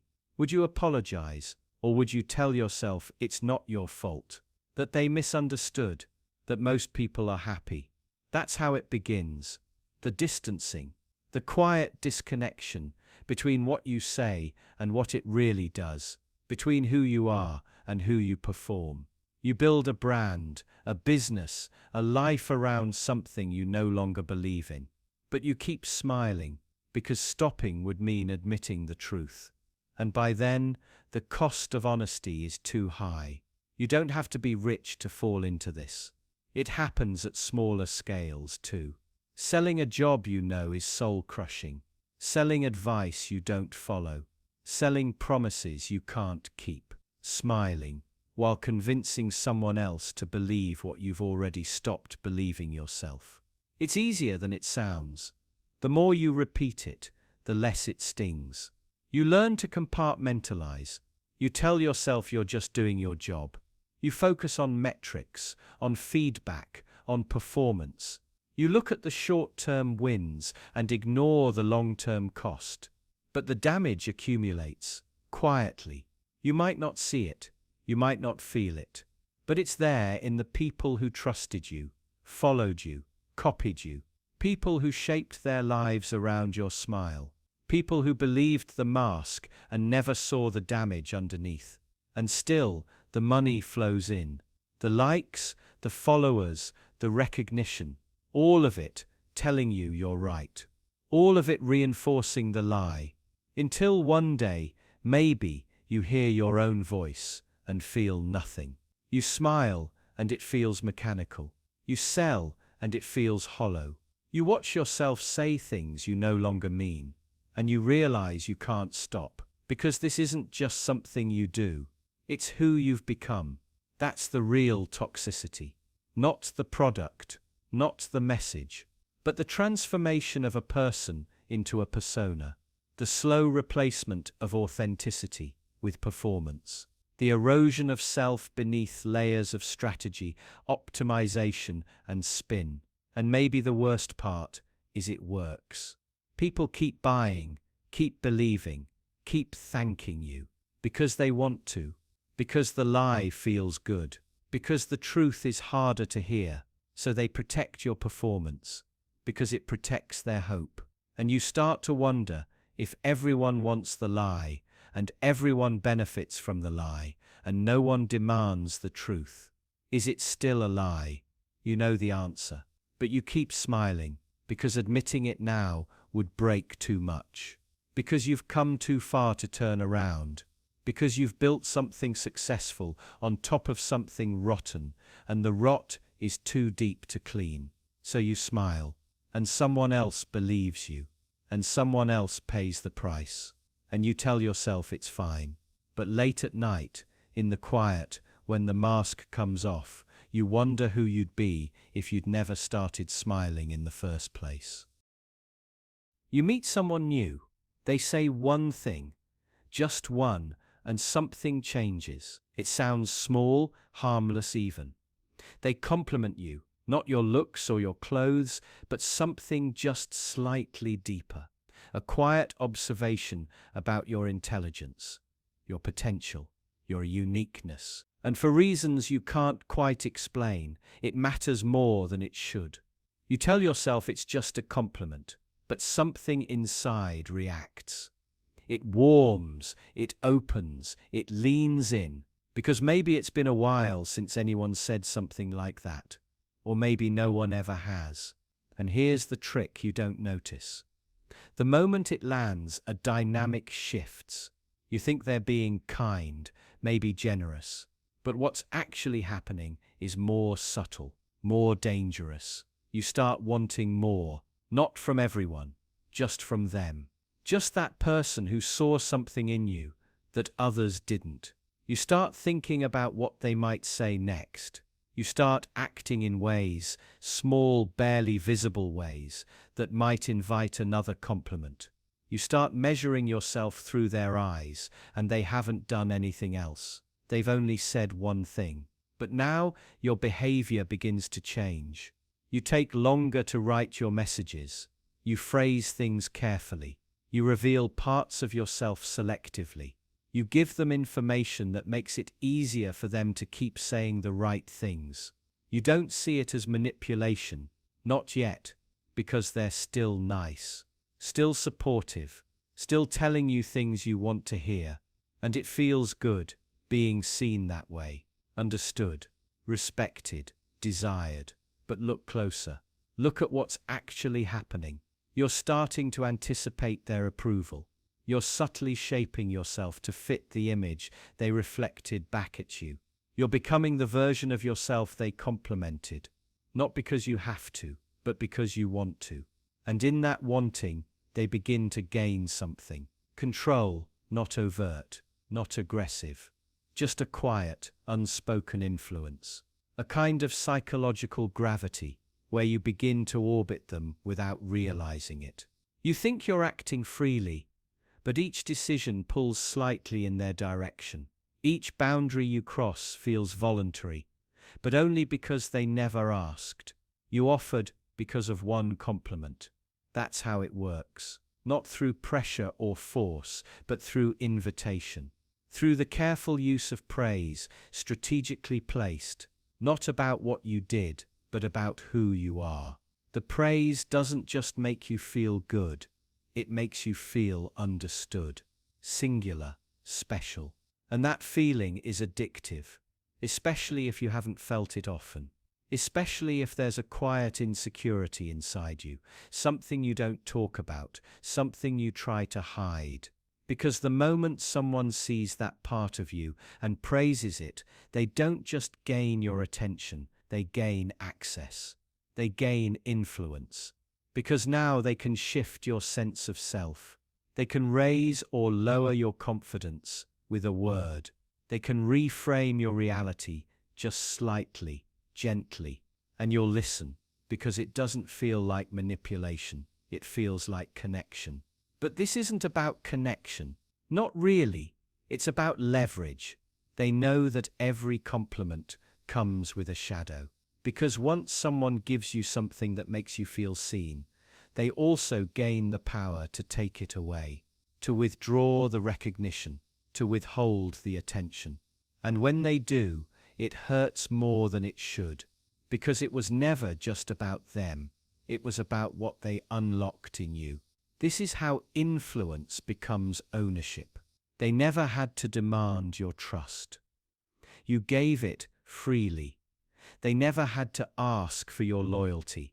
You offered it silently. And now they can guide your actions, shape your priorities, even steer your beliefs, not through argument or logic, but through your hunger to stay seen. And the most disturbing part is this: you'll think it's your idea. You'll think you're choosing. You'll feel autonomous. But behind each choice is the invisible memory of that first moment when they told you something about yourself that made you feel known, something that bypassed your defenses, something that bypassed your reason. And all it took was one compliment. Because real manipulation doesn't come in the form of pressure. It comes in the form of permission. It doesn't push, it allows. It doesn't confront, it confirms. And once someone uses praise to slip past your skepticism, they don't need to manipulate you loudly. They've already found the switch, the one inside you, the one you forgot existed, and now it's theirs. What happens in your mind when something is offered to you for free? Not discounted, not conditional, just free. Maybe it's a sample in a grocery store, a free trial for a streaming service, a bonus gift with your order. Something about that word free slips beneath your defenses. It changes the way your brain calculates risk. You stop asking why. You stop asking what it costs, because it's free. But that's never actually true. Nothing is free, not in the way you think. And the moment you accept something that appears to be free, you've already started paying, just not in the way you expect. It begins as a gift, something small, something generous. You feel like you've won something, like you've beaten the system. But in that moment of feeling lucky, your attention has shifted. You're no longer thinking clearly. You're not evaluating what you're actually being pulled into. You're feeling grateful. And gratitude is a powerful weapon in the hands of someone who knows how to use it. Because now you feel you owe them something, not consciously, not overtly. But the dynamic has shifted. You've taken something, and now a part of you feels the need to give something back. It might be your time, your attention, your information, or your trust. Sometimes they'll wait. They'll let you enjoy what was given. Let your sense of comfort grow. They won't ask for anything immediately, because patience is part of the trap. The longer you enjoy the free thing, the more committed you feel to it. And the more committed you feel, the harder it becomes to step away once the cost is revealed. You won't recognize the hook at first. That's by design. It will feel like a natural next step, like a choice you're making. Upgrade, subscribe, support, invest, share, recommend. You won't call it payment, but that's what it is. Sometimes the price is financial. Other times it's your loyalty, your behavior, your data, your ability to walk away. Think about the apps on your phone, the platforms you scroll. How many began as free, and how many now feel impossible to leave? That's the power of the hook. It doesn't just capture your money, it captures your psychology. It alters your sense of ownership, makes you feel like the product belongs to you, even though you never paid for it. And then, over time, you start to feel that you belong to it. It's not just companies that do this. Individuals do too. Manipulative people often begin with generosity, acts of kindness, help, gifts, support. They create the illusion of safety, of connection, of being valued. But soon the cost begins to show. Expectation, guilt, pressure. Suddenly, you find yourself unable to say no, not because you want to say yes, but because you feel trapped by what you were given. You don't want to seem ungrateful. You don't want to feel selfish, so you give in. and they get what they wanted from the beginning. Not your gratitude, but your obedience. It's subtle, it's slow, and it's effective. Because when you feel like you've received something for free, you stop guarding your boundaries. You stop asking if you even wanted it in the first place. You assume your choice is still yours, but it isn't. The trick is that the hook only works because you want to believe the gift was real. You want to believe someone was being generous, that the world gave you a break, that luck smiled on you, and that's why you rarely see the trap until it's too late. The offer feels good, the gift seems harmless, but the more you accept, the deeper the hook sets, until it's no longer clear what you chose or what was chosen for you. And the worst part is, when the price finally comes, you don't just pay it. You justify it. You tell yourself it's fair, that you're getting value, that you want this, even if something inside you whispers that you didn't, because you already accepted the first gift. You already said yes, and now you're not sure if you're continuing by choice or because you don't know how to stop. Sometimes the hook is visible, but often it's just a feeling, a quiet pressure, a shift in your freedom you can't quite explain, but you feel it. Deep down, like something is being asked of you, and you don't remember when you agreed, because it didn't start with the hook. It started with something free. Imagine someone tells you the only reason you're not rich is because you don't want it badly enough, not because of where you were born, not because of who your parents were, not because of luck, timing, or opportunity. Just want, just desire. That's the story they sell. They say success is about hunger, about mindset, about how badly you're willing to suffer for what you want. If you don't have it, you must not want it enough, and if you did want it enough, you'd already have it. You pause when you hear this, because part of it feels true.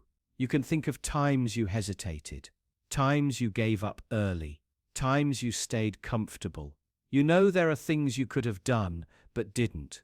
And now someone is telling you, those moments mean more than you realized, that your life right now is simply the result of your own lack of desire. But then you start to notice something else. The people who say this always seem to be the ones who already have power, who already won. They speak with the confidence of someone who doesn't need to climb anymore. They say hunger is all it takes, but they never mention the invisible ladder they had, the safety nets, the favors, the timing, the moments when someone gave them a chance they didn't earn. They talk about want like it's magic, like it bends the world to your will, as if every outcome is a mirror reflecting the depth of your ambition. But that only makes sense if you ignore everything else. Every closed door, every quiet rejection, every random accident, every person who wanted it just as badly but never got close. And still, it works on you. The story. You start questioning yourself more deeply. You look at your life and wonder if maybe you've been lazy, maybe you've been afraid, maybe you've sabotaged yourself more than you realized. You feel guilt, even shame, for every moment you chose rest over risk. You start to believe that the only thing holding you back is you. This is the trap, because the moment you believe that wanting is everything, every failure becomes your fault. Every hardship becomes a reflection of your weakness. Every loss becomes proof that you didn't care enough, that you didn't suffer enough, that you didn't bleed enough. And the people who win, they get to stand there, look back and say, "See, I did it." That means you could have too. But that's not how the world works. Not completely. Not even mostly. There are people who wanted it so badly, they broke themselves. People who pushed past every limit, who endured humiliation, hunger, and pain, and still never got what they were promised. There are people who worked harder than you can imagine and never made it.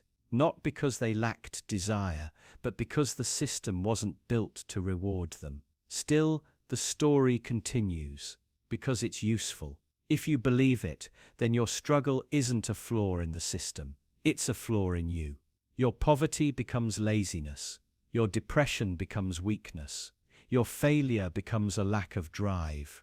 And those who have power, they're no longer just lucky. They're virtuous. They deserve it. They earned it. They wanted it more than you ever could. That belief protects them. It keeps you chasing. It keeps you silent. It keeps you blaming yourself instead of questioning the game. But then you try to resist it. You try to remind yourself that success is complicated, that effort doesn't always lead to reward, that wanting something doesn't guarantee anything. You try to see the full picture again, but it's hard, because even knowing all of this, part of you still wonders, what if they're right? What if there's some deeper fire you never found? Some willingness to suffer more, push harder, sacrifice further? What if the people who make it really do want it more? And that thought, it haunts you. Because it means no matter how unfair the system is, your failure still belongs to you. It means you'll never be able to separate what you did from what happened to you. It means you'll always live with the question, could you have done more? Could you have wanted it more? And worse, do they blame you for not wanting it enough, or do you? What if I could get you to say yes before you even knew what you were agreeing to? Not by tricking you, not by lying, but by asking the question in just the right way, at just the right moment, with just the right tone, so your brain nods before your mind catches up.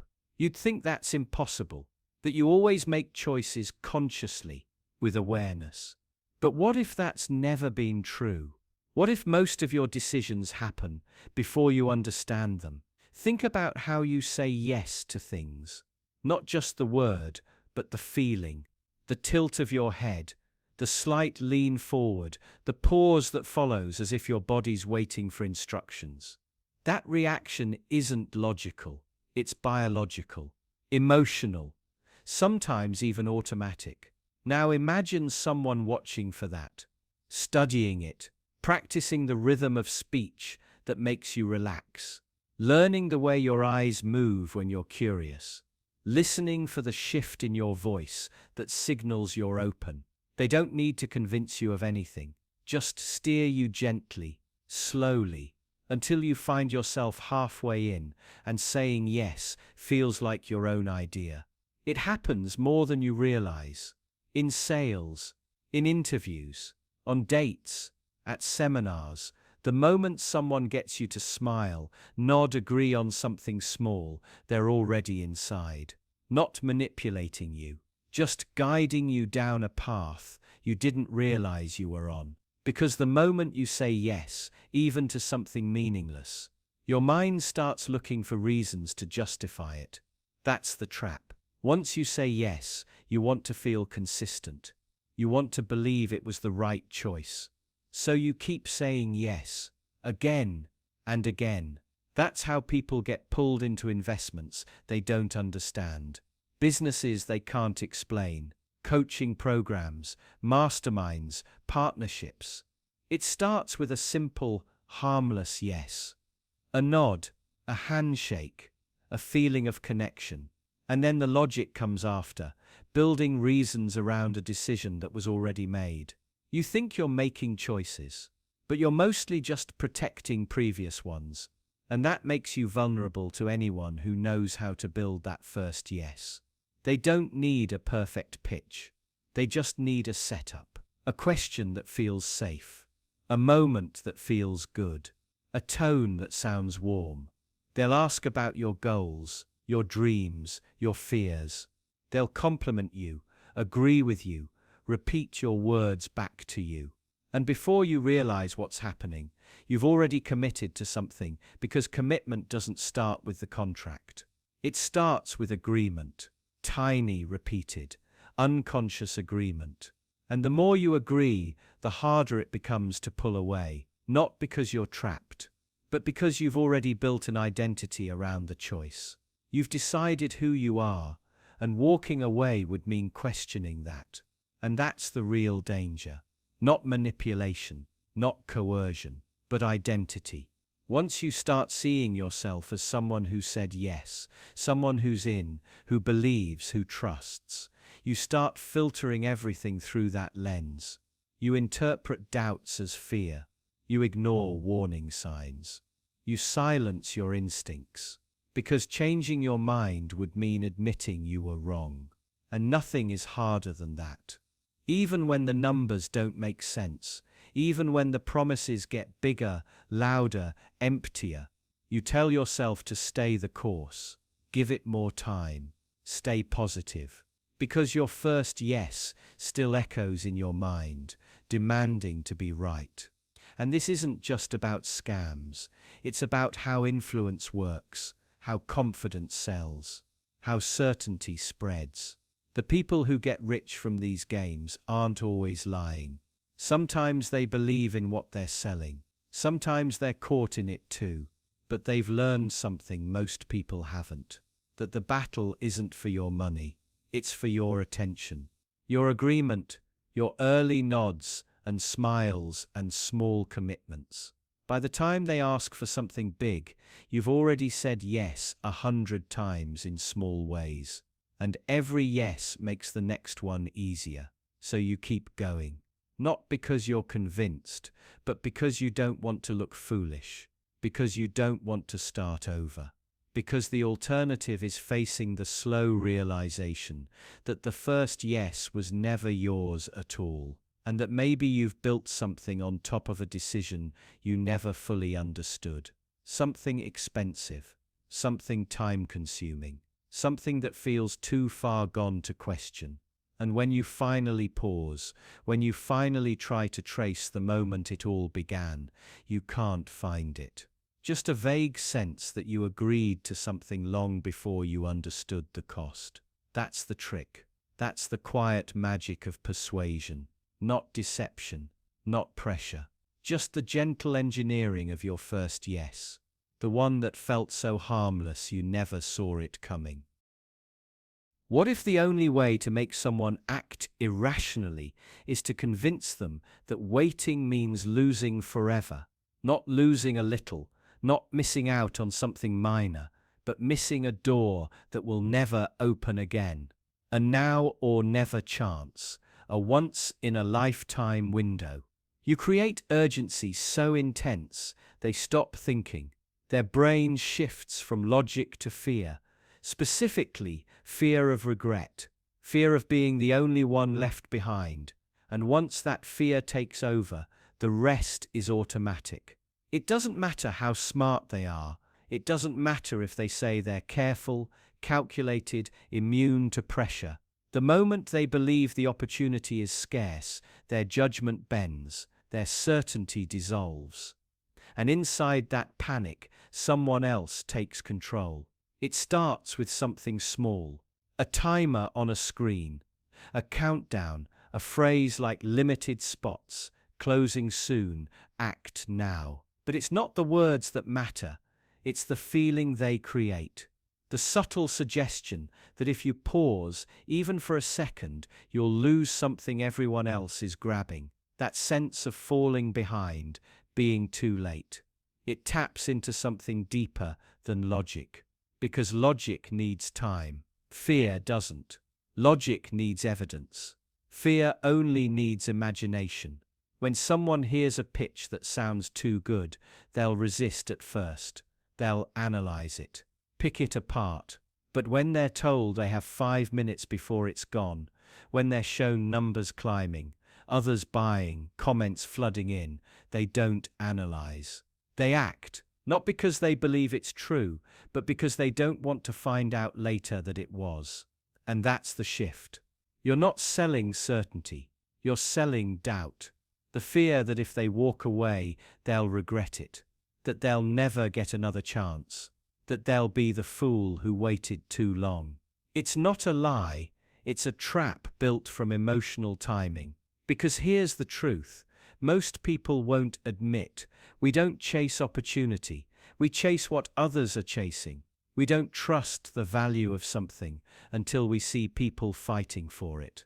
And the moment we do, it stops being a choice. It becomes a race, a panic. And once you're in the race, you stop asking why you're running. You just run faster. That's why FOMO works. Not because people are greedy, but because they're scared. Scared of making the wrong choice. Scared of losing what they never really understood. Scared of being the one who hesitated, while everyone else got rich, got in, got ahead. And fear like that doesn't just override logic, it kills it. The mind begins to justify what the body already did. It was a good deal, it made sense at the time. But those are not reasons. They're post-purchase narratives. Stories told to soften the truth. They were manipulated. Not with lies, but with urgency. With manufactured scarcity. With the illusion that silence equals loss. And here's the darkest part. It doesn't even matter if the product is worthless. If the investment fails, if the promise breaks, what matters is that, in the moment of the decision, the fear of regret outweighed the need for proof. That's how people lose money. That's how they sign contracts, buy tokens, join schemes they barely understand. It's not because they're stupid, it's because someone else hijacked their emotional timing, created the perfect storm.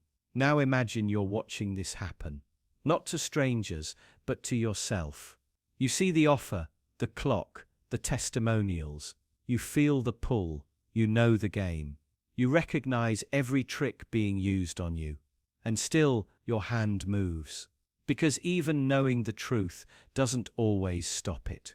Knowing it's a manipulation doesn't erase the fear. If anything, it deepens it. You start to wonder, what if this time it's real?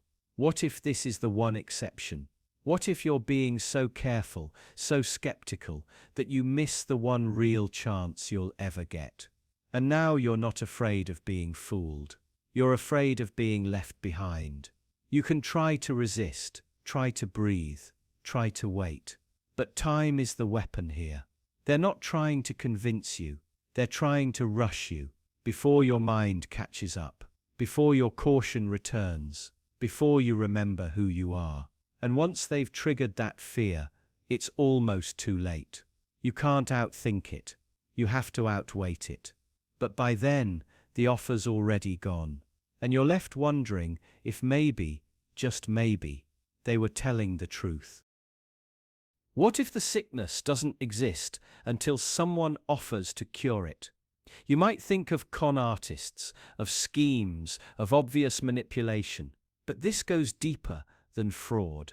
It's not about selling lies. It's about creating needs, building discomfort from nothing, making people feel broken, uncertain, unsafe, so they'll pay to feel whole again. It starts with a hint, a suggestion. Maybe your breath isn't fresh. Maybe your skin looks tired. Maybe you're not as confident, attractive, successful as you could be. Not broken, just not quite enough. You weren't worrying about it before, but now it lingers, it itches at the edge of your thoughts. A whisper that grows louder with repetition. And then the cure appears. Clean, bright, reassuring. A product, a method, a plan. Something that fixes the thing you didn't know was wrong. Something that promises to restore you to a version of yourself you didn't realize you were supposed to be. At first, it feels like relief. You buy it, you follow the steps. You change your routine, your habits, your appearance, and it works for a moment. You feel control return. You feel better. But it fades. The discomfort comes back. The uncertainty returns. And so you buy again. Each cycle makes you more dependent, less certain of what's real. You begin to see problems everywhere. Tiny imperfections become threats. Mild discomforts feel unbearable. Your baseline shifts. What once felt fine now feels flawed. Your sense of normal is redefined by what someone else wants to sell you. And it doesn't stop with products. The same structure exists in ideologies, self-help, even relationships. Someone tells you you're not seeing clearly. You're missing out. You're stuck. You're small. You're doing it wrong. They offer clarity, vision, a higher path. But only once they've made you doubt the one you're already on. It's a powerful psychological loop. Create discomfort, then relieve it. Sell the problem, then sell the cure. Over and over. Each loop tighter than the last, until the only feeling you trust is the feeling that something is wrong. Eventually, you forget what life felt like without that discomfort. You forget how it felt to move through the world without analyzing, fixing, improving. Your inner world becomes cluttered with things to monitor. Your mind becomes a marketplace of anxieties and solutions, both sold by the same voice. And you start to notice something darker. The cure never truly solves the problem. It only soothes it, briefly, strategically. It's not meant to fix. It's meant to keep you buying. You're not supposed to heal. You're supposed to depend. It becomes difficult to tell where your thoughts end and the sales pitch begins. When you look in the mirror, whose standards are you measuring against? When you feel dissatisfied, is it your own voice or one you were taught to imitate? When you fear missing out, whose future are you afraid of losing? You become a customer of your own identity, constantly adjusting, upgrading, optimizing. You work on yourself like a product, not because something is wrong, but because someone convinced you that you were unfinished. This structure exists everywhere, quietly shaping how people behave, what they believe, what they fear. In every ad that tells you to fix what isn't broken. In every promise that begins with your deficiency. In every solution that starts by showing you a problem you never saw before. And the more you participate, the harder it is to stop. The cycle flatters you. You're smart, responsible, self-aware for buying the solution. You're ahead. But beneath that praise is dependence. You need the next fix. You need the next thing to solve. You start looking for flaws just to feel in control again. Eventually, the discomfort becomes comforting. The feeling of being incomplete becomes familiar. You start to fear what happens if you stop chasing, stop fixing, stop consuming. You fear what it might feel like to just be enough. Because then what? What happens when there's no more problem to solve? Maybe that's the scariest thought of all, that you might not know who you are without the sickness they sold you, that you might not recognize yourself without the cure. What if they didn't pressure you, argue with you, or force your hand at all? What if they just made it look like a gift? They don't ask you to help them. They act like they're helping you. They act like the favor goes in your direction. And the moment you question it, something shifts. They're confused. A little hurt. I was just trying to help, they say. Gently. Like you're the one making things difficult. Like you're the one being unreasonable. This is how some people win. Not through dominance. Not by demanding. But by making you feel like you owe them something. When really, they've just disguised a transaction as generosity. It starts small. A suggestion phrased like encouragement. An offer framed like a gift. You didn't ask for it, but they gave it anyway. And now somehow you feel responsible. You feel like you can't say no, not without seeming ungrateful. They let you go first. They give you access. They open a door for you. And then wait quietly, smiling, as you walk through it. There's no threat. Just warmth. Just support. But underneath it, there's a quiet cost forming, one you haven't calculated yet.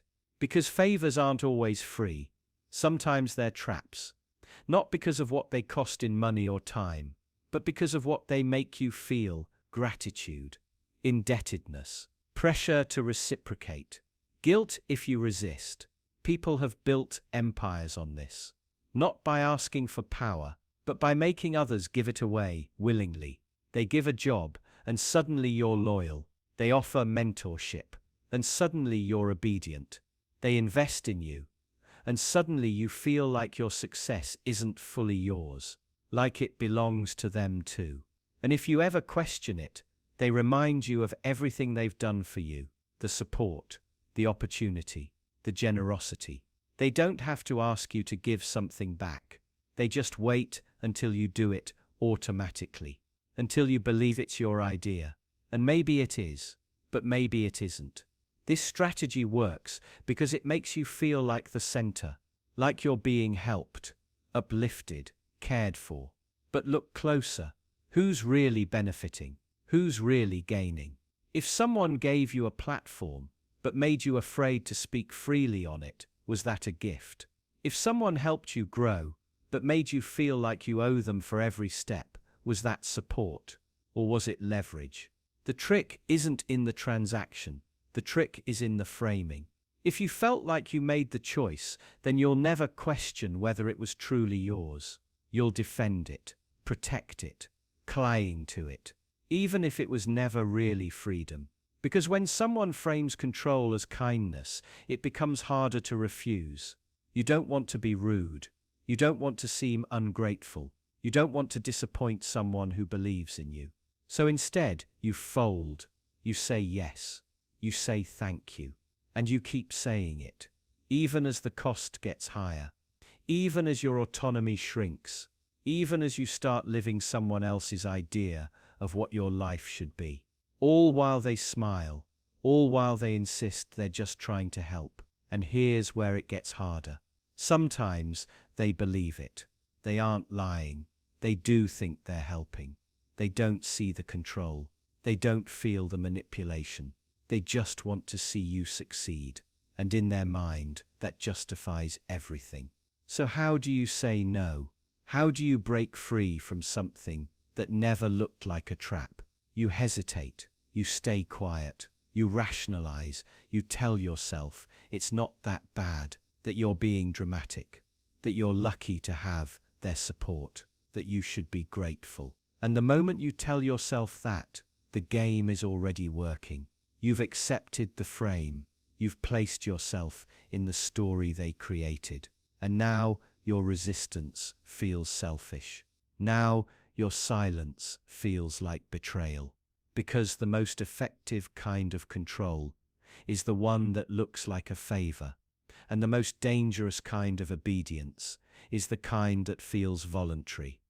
So if you find yourself giving more than you meant to, sacrificing more than you realized, and feeling guilt instead of freedom, you might not be making a choice at all. You might just be playing a role, one that someone else wrote for you. And the longer you play it, the harder it becomes to remember that you ever had a script of your own. What if the moment someone says, "Trust me," they've already decided to take something from you, not by force, not through deception, but by using the one emotion most people don't question: guilt. You're standing in a store, or on a call, or reading an email that feels just a little too personal. The message isn't loud, it's quiet, careful, soft. We're counting on you. You're one of the good ones. Only people like you make a difference. It doesn't sound like a sales pitch. It sounds like responsibility, like obligation, like a request you're supposed to say yes to. But something about it feels wrong, not manipulative, just invasive. Like someone found the back door to your mind and slipped through without asking. That's not persuasion. That's pressure, wrapped in the language of empathy. And the more you feel understood, the more likely you are to comply. Not because you want what they're selling, but because you don't want to feel like a bad person for saying no. This isn't about features or benefits. It's about identity, about being a certain kind of person. A good person, a loyal one, a generous one. And the moment you start seeing yourself through that frame, they have you. Because now, saying no doesn't feel like a choice. It feels like a betrayal, like you've let someone down. Not them, but yourself. That's how guilt works in sales. Not as a tool for manipulation, but as a mirror you're quietly forced to stare into. You don't buy because you're convinced. You buy because you're ashamed not to. Sometimes it's subtle. A cashier who asks if you'd like to donate, just $1 to help sick children. A website that tells you people in need are waiting on your help. A script that asks you to think about those who aren't as lucky as you. And what kind of person ignores that? The guilt doesn't come from them. It comes from you, from the version of yourself you've spent years trying to become. And in that moment, saying no feels like watching that version fall apart. Even worse, you don't just feel bad, you feel exposed, like someone saw something fragile inside you and decided it was useful. Like your guilt was never yours to carry alone. Like it's now a currency, traded quietly in the background of the conversation. The cruelest part is how normal it feels. It doesn't set off alarms. It doesn't feel like manipulation. It feels like caring, like someone finally saw the good in you. And that's exactly why it works. You think you're making a thoughtful decision, but you're just trying to avoid a feeling, not fear, not doubt, just that low, aching shame that whispers, "You should have done more." And what's more, once it works, you don't even resent them. You thank them. You feel grateful. Not because you needed what they sold, but because they gave you a chance to feel like a better version of yourself. They didn't sell you a product. They sold you relief from guilt. This is why so many pitches don't look like pitches. Why emotional appeals are wrapped in authenticity. Why the stories are always about someone worse off than you. Because no one wants to be the person who turns away from that. And the moment you try to resist, the doubt creeps in. What if I really am being selfish? What if this is the one time I should say yes? What if I'm just using skepticism as an excuse? That uncertainty, that crack in your self-image, is the exact moment the sale closes. But there's a darker layer underneath all of this. What happens when you start using guilt on yourself? When no one has to manipulate you anymore, because you've already internalized the script. You see a problem, you feel responsible, you act, not out of choice, but out of obligation. And slowly, you start to confuse morality with compliance, integrity with obedience. You don't need anyone to sell you anymore. You've become the salesperson and the customer. You've sealed the sale with your own guilt. And now, every time you say no, even when it's right, you feel like you're doing something wrong. And that's the final trick. Not just making you buy once, but making you question your worth every time you refuse. Making you see guilt as a sign of conscience. Making you believe that discomfort is proof you're a good person. Until eventually you stop resisting. Not because you're convinced, but because you're tired of feeling like the kind of person who says no. What if the first thing someone asks you is what you want most? Not in a way that feels suspicious, not as a trap, just calmly, curiously, as if they care, as if they're interested. What are your goals? What drives you? What keeps you up at night? And because it feels safe, you answer, maybe not all at once, but eventually. You tell them you want to build something, or escape something, or be seen, be admired. You want freedom, security. You want to prove something to the world, or maybe to yourself. And they listen, quietly, without judgment. They nod slowly and say, "That makes sense." And you feel understood. You feel seen. But now they know. They don't need to manipulate you with lies. They don't need to guess how to control you. They just need to show you a path that looks like it leads to your goal. It doesn't matter whether it actually does. It only matters that it looks close enough. They begin to suggest things. A book you should read, a habit to build, a group to join, a product to buy, an investment to make, not forcefully, just gentle nudges, always framed around what you said you wanted, always aligned with your own words. It feels like progress, like clarity. You start to trust them more. You start to seek their approval without realizing it. You start to shape your thinking around the framework they gave you. But now, you're not chasing your goal anymore. You're chasing their version of it, their conditions, their values, their language. They've redefined your desire, just slightly, until it belongs to them. And here's the trap. If it doesn't work out, you won't blame them. You'll blame yourself, because they were only helping, right? They only gave you what you asked for. You start to think, maybe you didn't want it badly enough. Maybe you're the problem. Maybe you weren't disciplined, smart, hungry enough. And while you question yourself, they're already offering the next step, the next tool, the next system. Each one just a little more expensive, a little more demanding, a little more personal. And if you resist, they remind you, this is what you said you wanted. You told them, in your own words, and they've done nothing but help you get there. But look closer. You're no longer making your own decisions. You're reacting to theirs. Your time, your energy, your focus, it's all moving along a path they built. A path designed not to fulfill your goals, but to use them, to make them useful, to turn your deepest aspirations into levers, into weapons. You were never the customer. You were the product, and your goal was the blueprint. And now, even when you realize this, you struggle to stop, because quitting feels like failure, like betrayal, like abandoning your dream. They've attached your identity to the path they gave you. And if you reject the path, you start to question the goal itself. Was it ever really yours? They didn't need to manipulate your choices. They just needed to understand your longing. They needed you to reveal the softest part of yourself, your purpose, and they used it to shape every decision that followed. That's how they win. Not with force, not with deception, but with a smile, a nod, and a quiet question. What do you really want?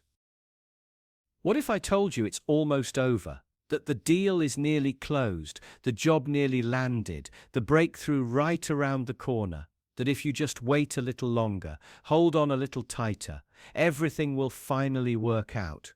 You'd feel calmer, wouldn't you? Safer, less afraid, because now there's an ending in sight.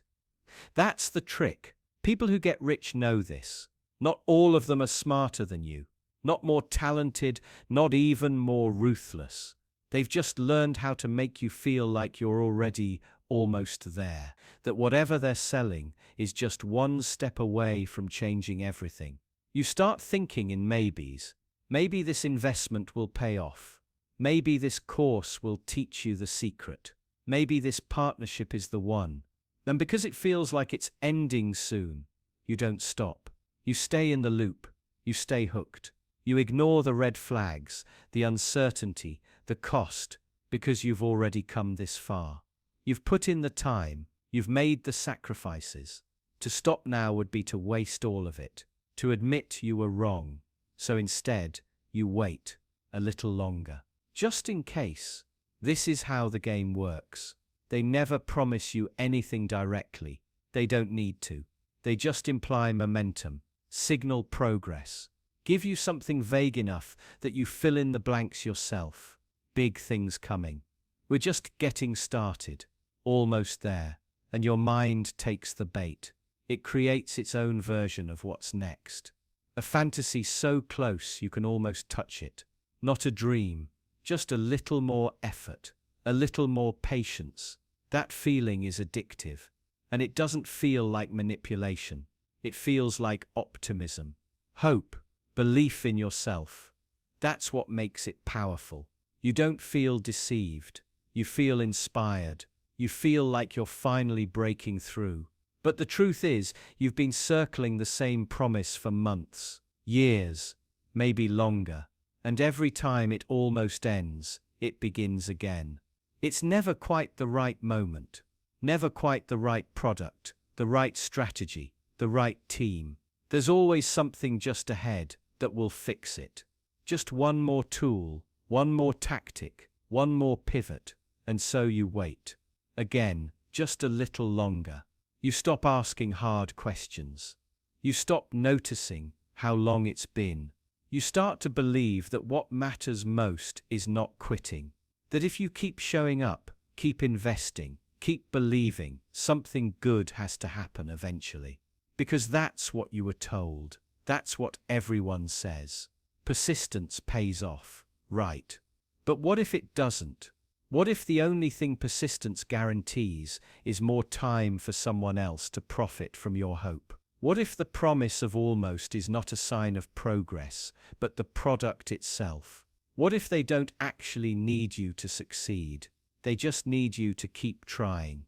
Because trying is what keeps the system alive. Trying is what keeps you paying. And still, it feels so close. You start to measure your identity by it. The potential you believe is waiting. You don't want to give up, not just because of the money or the time, but because giving up would mean letting go of the version of yourself you imagined. The success story you've been living in your head. The one that just hasn't happened yet. They don't sell certainty. They sell soon. And soon is more powerful than a guarantee.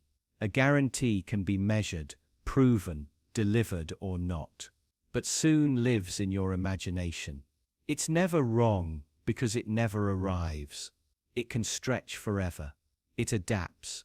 It evolves. And you evolve with it, shaping your expectations to match whatever doesn't happen. Eventually, you stop needing evidence. You stop needing results. You live in a permanent state of anticipation, suspended just before the finish line. And they know that's where you're most vulnerable. Because when you believe something is ending soon, you're more willing to wait, to invest, to sacrifice. You stop thinking in outcomes and start thinking in faith. And that faith becomes harder to question the longer you've held it. It becomes a part of your story, a reason for everything you've endured, a justification for every compromise you've made. It has to mean something. It has to lead somewhere. So when nothing happens, you don't blame the system. You blame yourself. Maybe you didn't work hard enough. Maybe you missed a step. Maybe you just needed to want it more. And once you believe that, the loop resets. A new plan, a new tool, a new almost. And you're right back where you started, convinced it's ending soon. But what if it isn't? What if this has always been the ending? The waiting, the hoping, the almost. What if there's nothing coming after this? Would you even notice, or would you just keep waiting forever for something that already happened and quietly passed you by while you were too focused on what comes next? What if I told you that someone can manipulate you simply by telling you it's what smart people do? You'd think you're too sharp for that, too self-aware, too resistant to that kind of shallow appeal. But that's exactly why it works. Because it doesn't target your logic. It targets something deeper, your self-image. You want to be competent, capable, ahead of the curve. And when someone suggests that successful, intelligent people act a certain way, you feel a subtle pressure, a pull, not from belief, but from fear. Fear of being left behind, of being the one who didn't get it, the one who stayed small. They don't need to explain why it works. They just need to say, this is what the winners do. And you'll start asking the wrong questions. Not whether it's true, but whether you're missing out. Whether everyone else knows something you don't. Maybe they tell you that smart people invest in this, or automate that they use leverage, arbitrage, that they don't work for money, they make money work for them. You don't understand half of it, But you don't want to admit that. So you nod, you repeat it, you internalize it, and then you begin to imitate it. Not because you're convinced, but because you want to feel like you belong in that category, people who get it. You start mimicking behaviors, copying phrases, making choices that feel sophisticated. You stop questioning the fundamentals. You stop asking whether it's good or right or even real. You just ask, does this make me seem smart? You start treating complexity like a signal of value. If it's confusing, you assume it must be powerful. If it's inaccessible, you think it must be exclusive. You begin to equate visibility with truth, confidence with competence, and wealth with wisdom. That's the trick. They never have to prove anything. They just have to make you feel like not following them. Makes you foolish. And it's not just about money. It happens with health, with relationships, with politics. A suggestion that smart people know better, and you instinctively want to be on the inside. You don't notice it happening, because it doesn't feel like pressure. It feels like clarity, like waking up to how things really work. But look closer. Look at the decisions you've made lately, the opinions you've adopted, the strategies you've tried. Ask yourself how many were built from the ground up, thought through slowly, honestly, with discomfort and uncertainty, and how many were adopted fully formed, because they were framed as what smart people do. Maybe you started trading. Maybe you started building a personal brand. Maybe you shifted your politics, your parenting, your productivity, telling yourself it's rational, that it's optimized, that it's what works. But under all of it is a single hidden assumption. I don't want to be seen as stupid. It's not always conscious. Sometimes it's just a tone, a phrase like, everyone knows, or if you're smart, and suddenly your guard is down. Because it's not a threat. It's an invitation, an implied compliment, a hint that you're smart enough to understand. If you just listen, if you just agree, you wouldn't fall for a scam that said, do this because you're gullible, but you might fall for one that says, do this because you're not. And so they win, not by overpowering your skepticism, but by making skepticism feel dumb, by making critical thinking look like stubbornness, by making slow decisions seem naive. Eventually, you start performing intelligence instead of pursuing truth. You pick up on the signals, the language, the posture. You start talking like someone who's in control. But somewhere underneath, you feel a quiet sense of fraud, like you're mimicking a version of smart you never quite earned, and worse, you start filtering your world through that identity. You ignore evidence that contradicts it. You dismiss ideas that sound too simple. You mock people who don't speak the language. You build a wall around your curiosity and call it discernment. All because someone said, this is what smart people do. And now, you hesitate before acting. Not because something feels wrong, but because you're not sure if it will make you look clever enough. You second-guess anything that doesn't signal sophistication. You stop listening to the quiet parts of your thinking, the doubt, the boredom, the discomfort, because they don't sound like the voice of someone who gets it. But here's the part you don't want to admit. If someone offered you a stupid way to get rich, you'd reject it on principle, even if it worked, even if it made perfect sense, because deep down, it's not just about the outcome, it's about the performance, the identity, the story you want to tell about how you got there. So you chase what looks impressive. You pursue the image of intelligence, and you become easy to fool because you're not being sold a result. You're being sold a feeling of being smart, savvy, elite. And the more you chase that feeling, the more manipulable you become. Because the real trick was never getting you to buy something. It was getting you to believe that doubt, hesitation, and simplicity are signs of weakness. And now, every time someone whispers that this is what smart people do, a part of you listens. Not because it's true, but because you're afraid of what it would mean if it wasn't.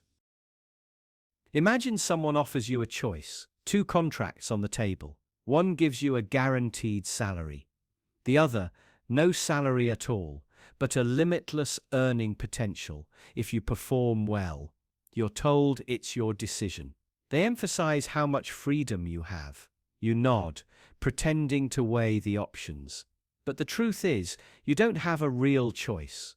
You never did. You already know which one you're supposed to pick.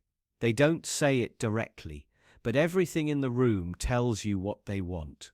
The language they use, the body language, the subtle praise when you lean toward the riskier option, the implied disappointment if you don't. You're not deciding between equals. You're being nudged, pushed, framed. If you say yes, you're ambitious, driven, entrepreneurial. If you say no, you're lazy, scared, lacking vision. And so you say yes. You take the opportunity. You sign the paper. You choose the illusion of freedom over the reality of control. This is how manipulation hides itself, not in force, but in framing. People who get rich from others rarely need to lie. They just have to ask the question in a way that makes every answer serve their goal. Every yes gives them more. Every no keeps them safe from blame. They give you a choice, but structure it so only one answer feels acceptable. They let you opt in, but punish you silently if you don't. The power lies not in what they offer, but in how they present it. Now think about how often this has already happened to you. Think about every job where you were offered flexibility, which really meant being always available. Every sales role with uncapped commission, which really meant unstable income and relentless pressure. Every gig that promised independence, but delivered exhaustion and precarity. You didn't feel forced, you were just given a choice. You told yourself you were in control, even as the conditions boxed you in.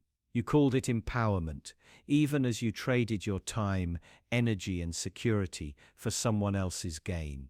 And the worst part is how easily it works.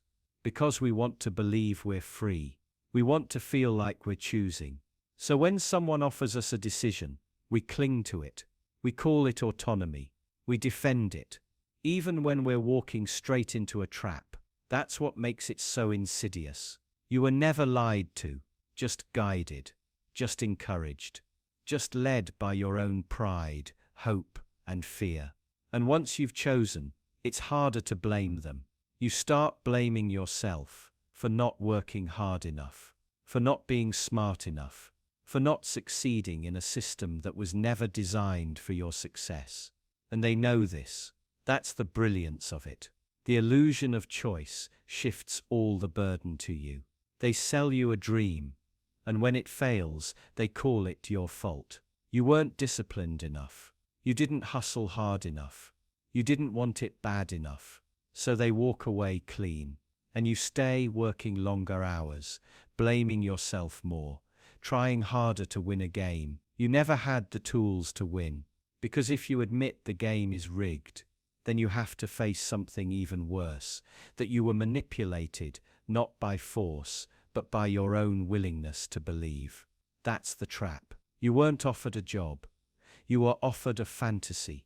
You weren't asked to take a risk. You were baited into responsibility with none of the power. You weren't given a choice.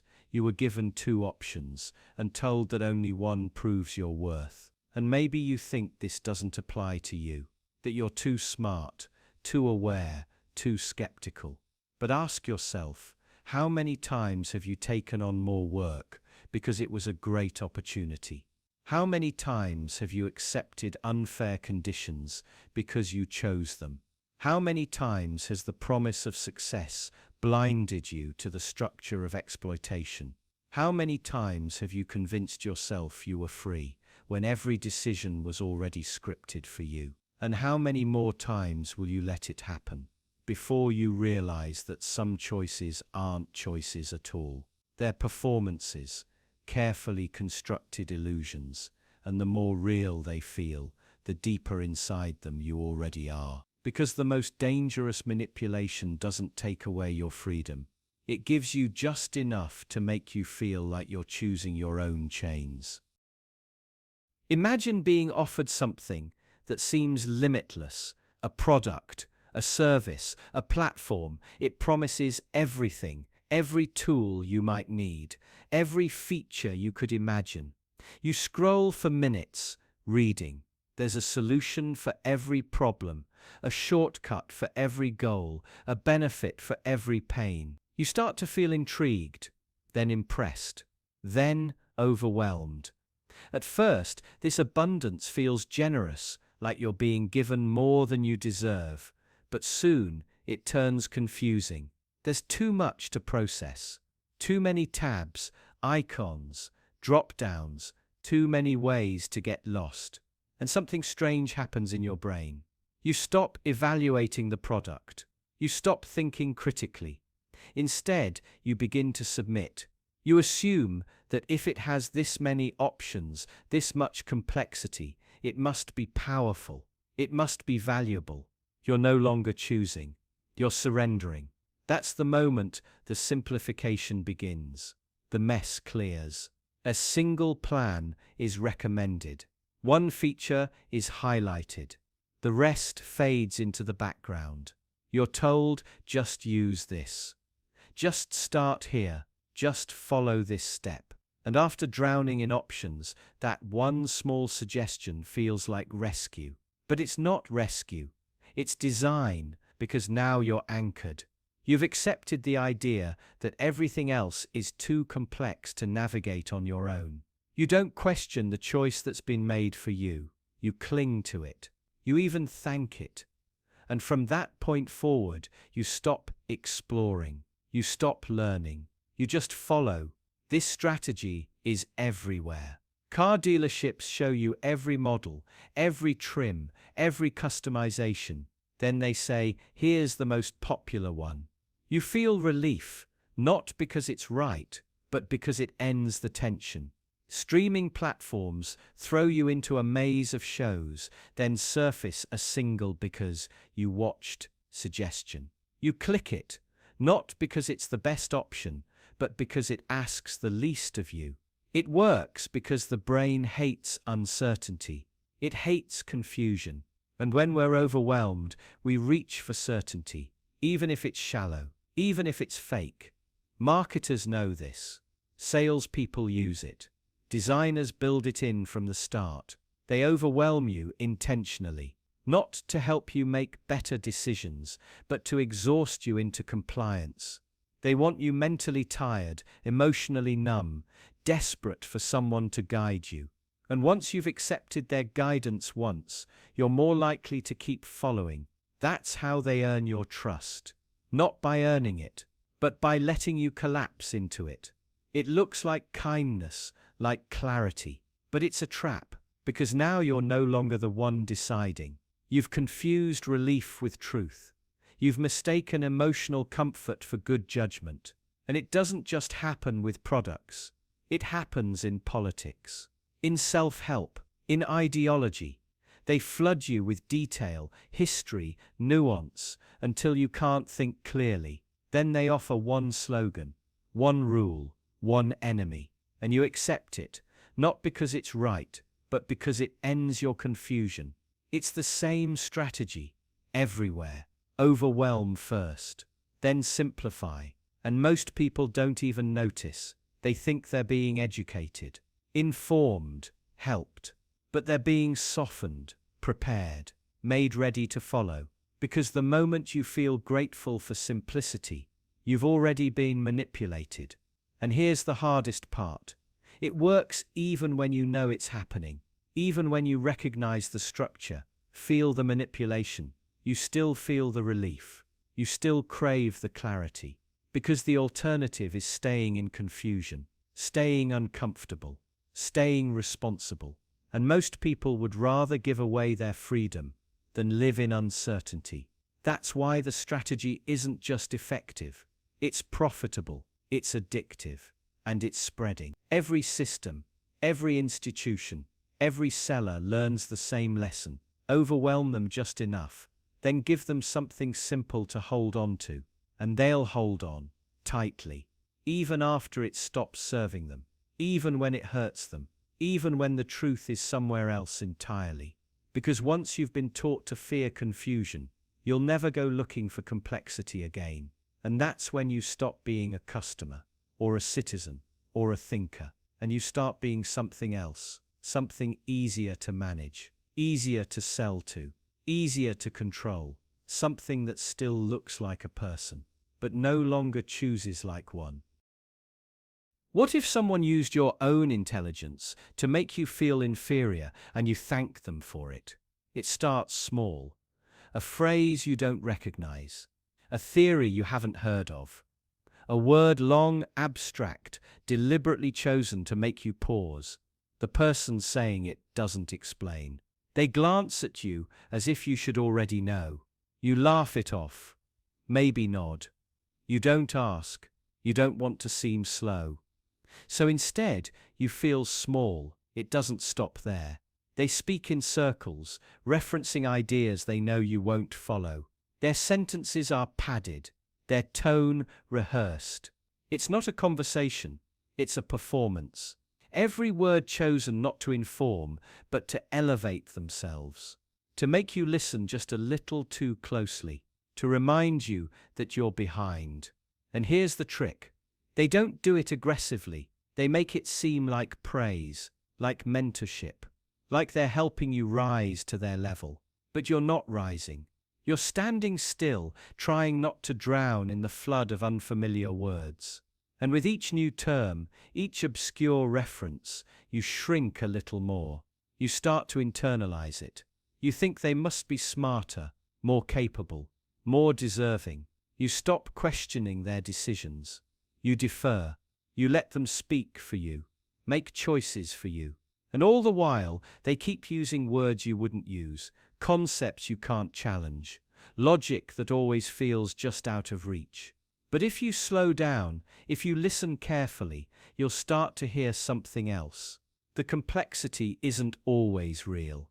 The language is often bloated, meaningless jargon, sophisticated nonsense. They talk about leveraging cognitive bias toward optimization, when they mean manipulating emotions. They say decentralized monetization strategies, when they mean selling ads. It sounds smart, it sounds important, but it's often just noise. Still, you feel behind, you nod again, you agree again. You wait for it to make sense later, and in that waiting, you give up more ground, more power, more confidence. Because you've learned not to trust your own thoughts unless they're wrapped in the same complicated language. But here's the deeper problem. Once you believe you need their words to understand the world, you stop thinking in your own. You stop asking simple questions. You stop pushing back on things that don't feel right. You assume that if something confuses you, it must be because you're not smart enough, not because it was designed to confuse you. And now they have what they wanted. Control, not through force, not through fear, but through your own doubt, through the slow erosion of your ability to trust yourself. Because you forgot that intelligence isn't measured by how complex you sound. It's measured by how clearly you can think. Still, the damage is done. You've already internalized the hierarchy. Big words mean power. Simplicity means ignorance. You start doing it too. You overcomplicate your sentences. You quote books you haven't finished. You act like you understand things you don't. You've learned that pretending is safer than admitting confusion, because confusion means weakness, and weakness gets exploited. So now you're part of the cycle. You've become someone who uses words not to communicate, but to dominate, not to share ideas, but to mask insecurity. You perform intelligence because you're afraid of being seen without it. And that fear, that shame of seeming unprepared, uneducated, unworthy keeps you locked in a role you didn't choose. You're no longer speaking to be understood. You're speaking to avoid being seen. But think about this. How often have you felt small in a room, not because others were smarter, but because they made sure you knew your place? How often have you mistaken confusion for stupidity? How often have you let someone else's performance make you question your reality? It's not that they were smarter, it's that they made you feel like you weren't allowed to speak. And maybe the most unsettling part is this: you believed them.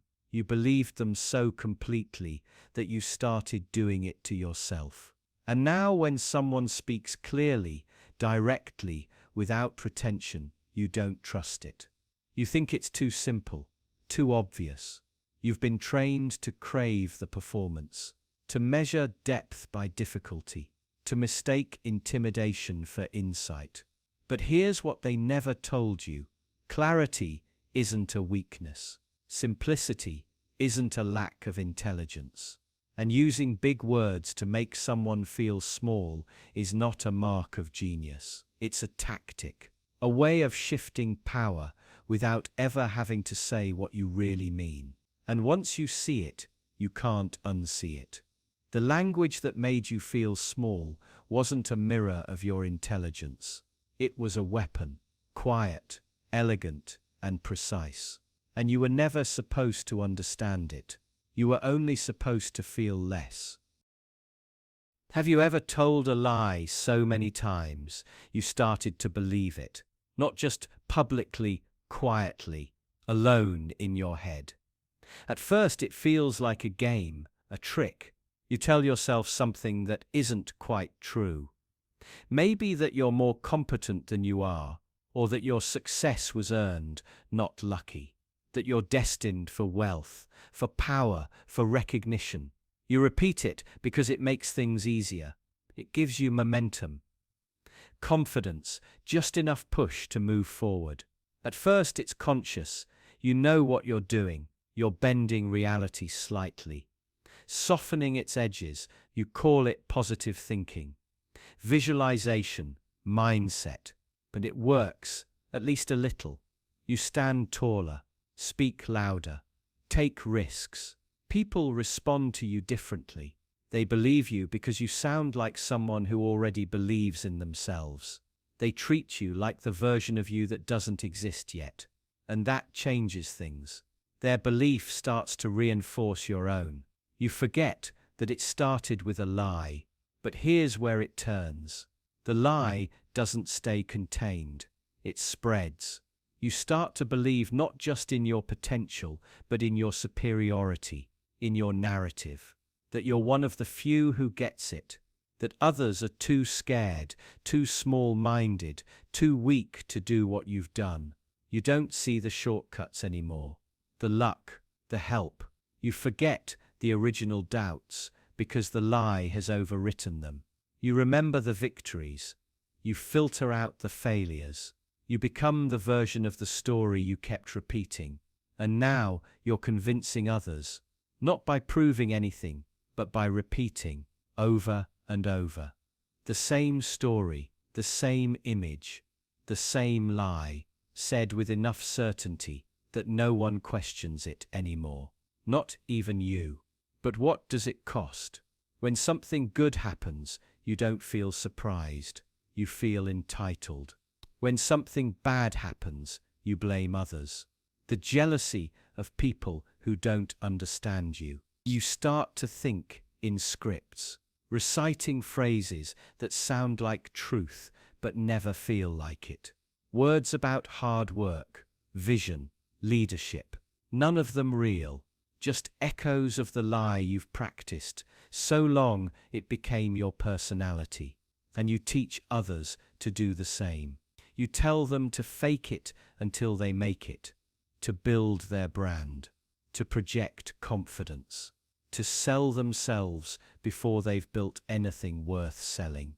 You train them to believe that appearance is reality, that certainty beats truth, that outcomes matter more than honesty.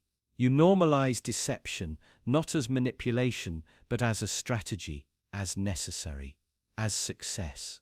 You call it mindset, but it's a slow erasure of self, because at some point you forget where the performance ends. You look at the image you've created, and you can't remember who you were before it. You've convinced so many people in so many rooms of so many things that to stop now would feel like dying. You can't show doubt. You can't step back. You can't say, "I don't know," because the machine runs on belief, and you're its first and last believer.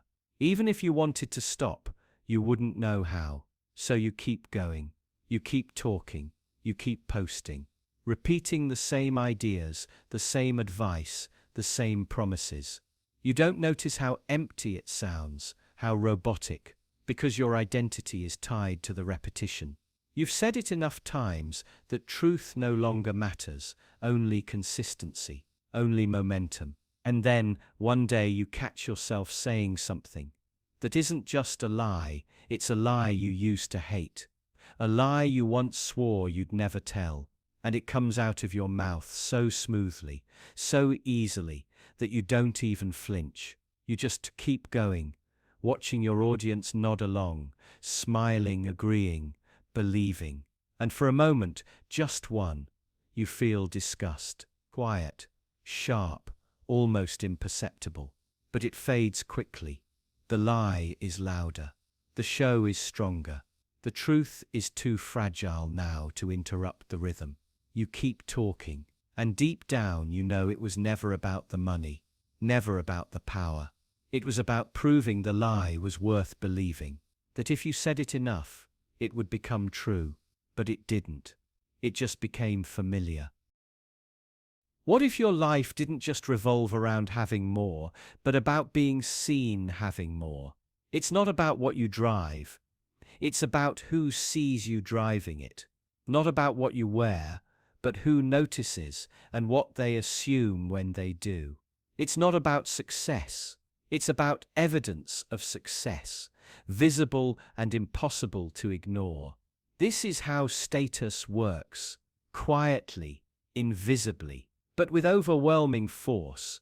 Most people think they want money or admiration or influence, but dig deeper, and it often isn't about the thing itself. It's about the position that thing places you in, above others. Not all others. Just enough to feel safe. Just enough to feel valuable. Just enough to escape the silent panic that you might be irrelevant. This fear doesn't speak loudly. It whispers. It lingers. You see a friend take a vacation, and your mind doesn't ask, "Are they happy?" It asks, "Am I behind?" Someone posts a photo of their new apartment, and you don't feel envy for the furniture, you feel displaced. Like the ground beneath you just shifted slightly, and you're scrambling to get back in place. That's status anxiety. It doesn't want you to win, it wants you to stay chasing. And people sell to it, not openly, not obviously. They don't say, "Buy this, or you'll feel left out." They say, "This is what the top 1% are doing." They say, "People in the know are already using this." They say, "It's exclusive, limited, elite." They never say, "You're insecure." They just place the mirror in front of you and let you feel it, and you do. Because something deep inside you responds, not intellectually, physically. A small tightening in the chest. A little breathlessness, a compulsion. You tell yourself you don't care about status. But every time you hesitate to post something, or spend extra on a brand you can't quite afford, or compare yourself to someone else's timeline, you prove yourself wrong. You do care. You just don't want to admit it. And the marketplace knows this. So it doesn't market to your goals. It markets to your fear. Fear of being left behind. Fear of seeming smaller. Fear that you might not be significant enough to matter. You believe you're making choices, but often you're just trying to outrun the discomfort of perceived inferiority. You don't need to be first, just not last. You don't need to be rich, just not average. You don't need to be admired, just not invisible. And because of this, the system doesn't have to push you very hard. It just needs to make you feel like everyone else is already moving, that everyone else knows something you don't. That status is a ladder, and the rung above you is getting further away. The best marketing isn't persuasive, it's disorienting. It doesn't convince you, it destabilizes you. It makes you question your place. It makes you feel like you're missing something, something urgent, something that others already have. And once that fear takes hold, you'll do the rest yourself. You'll rationalize the purchase. You'll call it investment, ambition, reward. You'll pretend it was about quality, or innovation, or meaning, but it wasn't. It was about reassurance. Reassurance that you aren't falling behind, that you still matter, that you're still winning, at least compared to someone else. You don't buy the product. You buy the position. You buy the story of being someone who owns it, someone others notice, respect, admire. But status isn't fixed. It doesn't stay where you leave it. The goalpost moves. The rules shift. What was high status last year becomes normal, and what was expensive becomes outdated. So the fear returns, quietly, sharper this time. You don't just want more, you need it, because without it, you feel like you're disappearing, and maybe you are. Maybe that's the trap, that no matter how much you gain, it only matters as long as others are looking. That your identity becomes entangled with the perception of others until you no longer know where their judgment ends and your sense of self begins. So you keep going, not because you're greedy, but because you're scared. Scared of becoming ordinary, scared of no longer being talked about, scared that the world is moving on without you, and that you'll be left standing still, watching, envying, needing, and someone, somewhere, will sell you exactly what you think will fix it. And you'll buy it, because what you're really buying is relief. What would it take for you to believe a lie? Not just accept it, but feel it in your bones. Believe it with the same quiet certainty you have about gravity, or time, or your own name. Would it take an expert? A friend? A photo? A video? Maybe someone crying while telling you their story. Maybe a confession. Maybe statistics. Maybe something that just feels true. Now, imagine someone hands you a piece of proof. It confirms everything you want to believe. It's clear, detailed, persuasive. It fits perfectly into the world as you understand it. You don't even feel a flicker of doubt. But here's the catch. There's no way to verify it. You can't trace where it came from. You can't check the source. You can't confirm who created it, or how, or why. Still, you believe it. Not because it's verified, but because it feels right. It feels real. And that feeling, that's the trick. This is one of the oldest tactics in manipulation. Not just giving you information, but giving you information that feels true before you ever ask if it is. Because if someone gives you what you already want to believe, your brain stops looking for holes. The logic shuts down. The emotional confirmation is enough. And here's where it gets darker. Because sometimes people don't need you to believe something forever. Just long enough to act on it. Just long enough to click, share, invest, donate, vote. They don't need to prove the truth. They just need to show you something that feels like proof. It doesn't need to be a real document. It doesn't need to be a verified recording. It doesn't need to come from someone reputable. It just needs to trigger the part of your mind that says, yes, this explains everything. And once that part of you is activated, it's almost impossible to turn it off. Even if you later learn the truth, even if the proof is debunked, the feeling it gave you lingers. You remember how right it felt. And you want to feel that again. Not the truth, but the clarity, the emotional certainty, The rush of knowing, instead of wondering. That's how people sell you lies. Not by forcing them on you, but by packaging them as revelations, as insider knowledge, as glimpses into a hidden reality that only the smart, the awake, the brave get to see. And the more isolated you feel, the more frustrated, the more powerless, the more appealing that feeling becomes. Because proof gives you power. It gives you a sense of order. It makes chaos feel understandable. It turns random suffering into a pattern with meaning. But that pattern doesn't have to be real. Now think about how this plays out in business, in persuasion, in influence.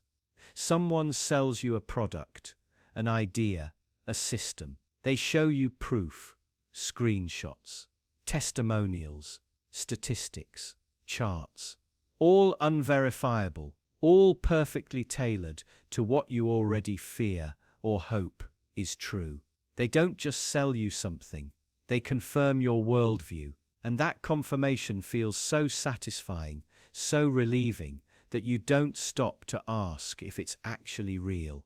You've already felt the truth, and feelings are sticky. They don't go away when facts appear. Now consider this. How many of your current beliefs were built this way?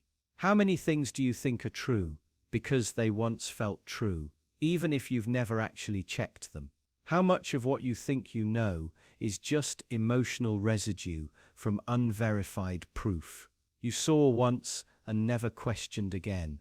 This is how false beliefs accumulate, quietly, slowly, comfortably, until they form a worldview that can't be shaken, because shaking it would feel like losing part of yourself. And that's what the manipulators count on. Not just that you'll believe their proof, but that once you do, you'll protect it, defend it, build your identity around it. Even if it was fake from the beginning, that's the game. They don't need to convince you with logic. They just need you to stop asking questions, to feel certainty, even when none exists. And in a world where everyone is shouting, where truth is buried under emotion, noise, and performance, the easiest way to win isn't to be honest, it's to be compelling. So ask yourself this: how would you know if something you believe right now was built on fake proof? Not just that it's wrong, but that it was always unverifiable from the start. What would it take for you to let go of that feeling? And what if you couldn't? What if you discovered that the real trap wasn't the lie, but your own need to believe it was true? What if I told you that the phrase risk-free never applied to the person hearing it? Not really, not when money is involved, not when someone else is selling you the opportunity, not when you're the variable, not the constant. The words are crafted to sound like protection, a guarantee. But what they really mean is that someone else is protected from you, from your failure, from your loss. And the only one absorbing the actual risk is you. They'll never say it directly. Instead, they design it to feel like you're being invited, like you're in on something exclusive. An inside track, no downside, all upside. Just sign here. Just start now. Just take the leap. You're shown smiling people, dramatic success stories, charts that always point upward. And maybe you believe, just for a second, that this is the moment everything changes. The deal is irresistible because it's been engineered to be. But ask yourself this: if it's so certain, why do they need you? If it's truly risk-free, why is someone selling it to you instead of keeping it for themselves? The truth is simple. There's always risk. It just isn't theirs. It's yours. And they need you to carry it. Quietly, willingly, ideally, without ever realizing. Think about how the structure works. They take a fee, or a cut, or a subscription, or they offload assets they don't want, repackage liabilities as opportunities. It doesn't matter how the numbers are arranged. What matters is that the risk is now off their books, onto yours. And when it doesn't work out, you won't be able to reach them. The line goes silent. The company dissolves. The terms you didn't read were binding.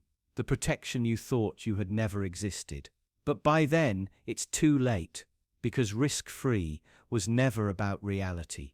It was a feeling, a mood, a psychological state engineered through music, lighting, testimonials, countdown timers, and fake scarcity. You weren't making a decision. You were being moved toward one. And now think about how many times this has happened. Not just in sales, in hiring, in relationships, in friendships. You were told, reassured, convinced, it's safe, it's solid, it's reliable. But later, when it failed, you were the only one left, holding the consequence. This isn't a coincidence, it's a model. The ones who profit most from risk always find ways to make other people carry it. Employees, investors, customers, followers. The system doesn't eliminate danger, it just redistributes it. And the distribution is never equal. Those at the top insulate themselves. They build cushions, escape plans, backup strategies. Those at the bottom are told to believe, to stay optimistic, to try harder. The losses are personal. The debt is real. The blame is internalized.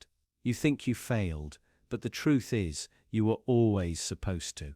That was the function you were designed to serve. Because in most systems that make a few people very rich, the risk isn't removed. It's transferred, shifted downward, hidden beneath language, complexity, urgency. And when it collapses, it never collapses evenly. The fallout always finds the most vulnerable people first. You. And you start to realize that risk-free is never a description of reality. It's a strategy, a tactic, a spell.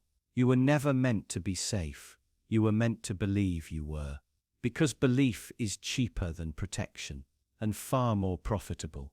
And maybe that's what you've been feeling all along.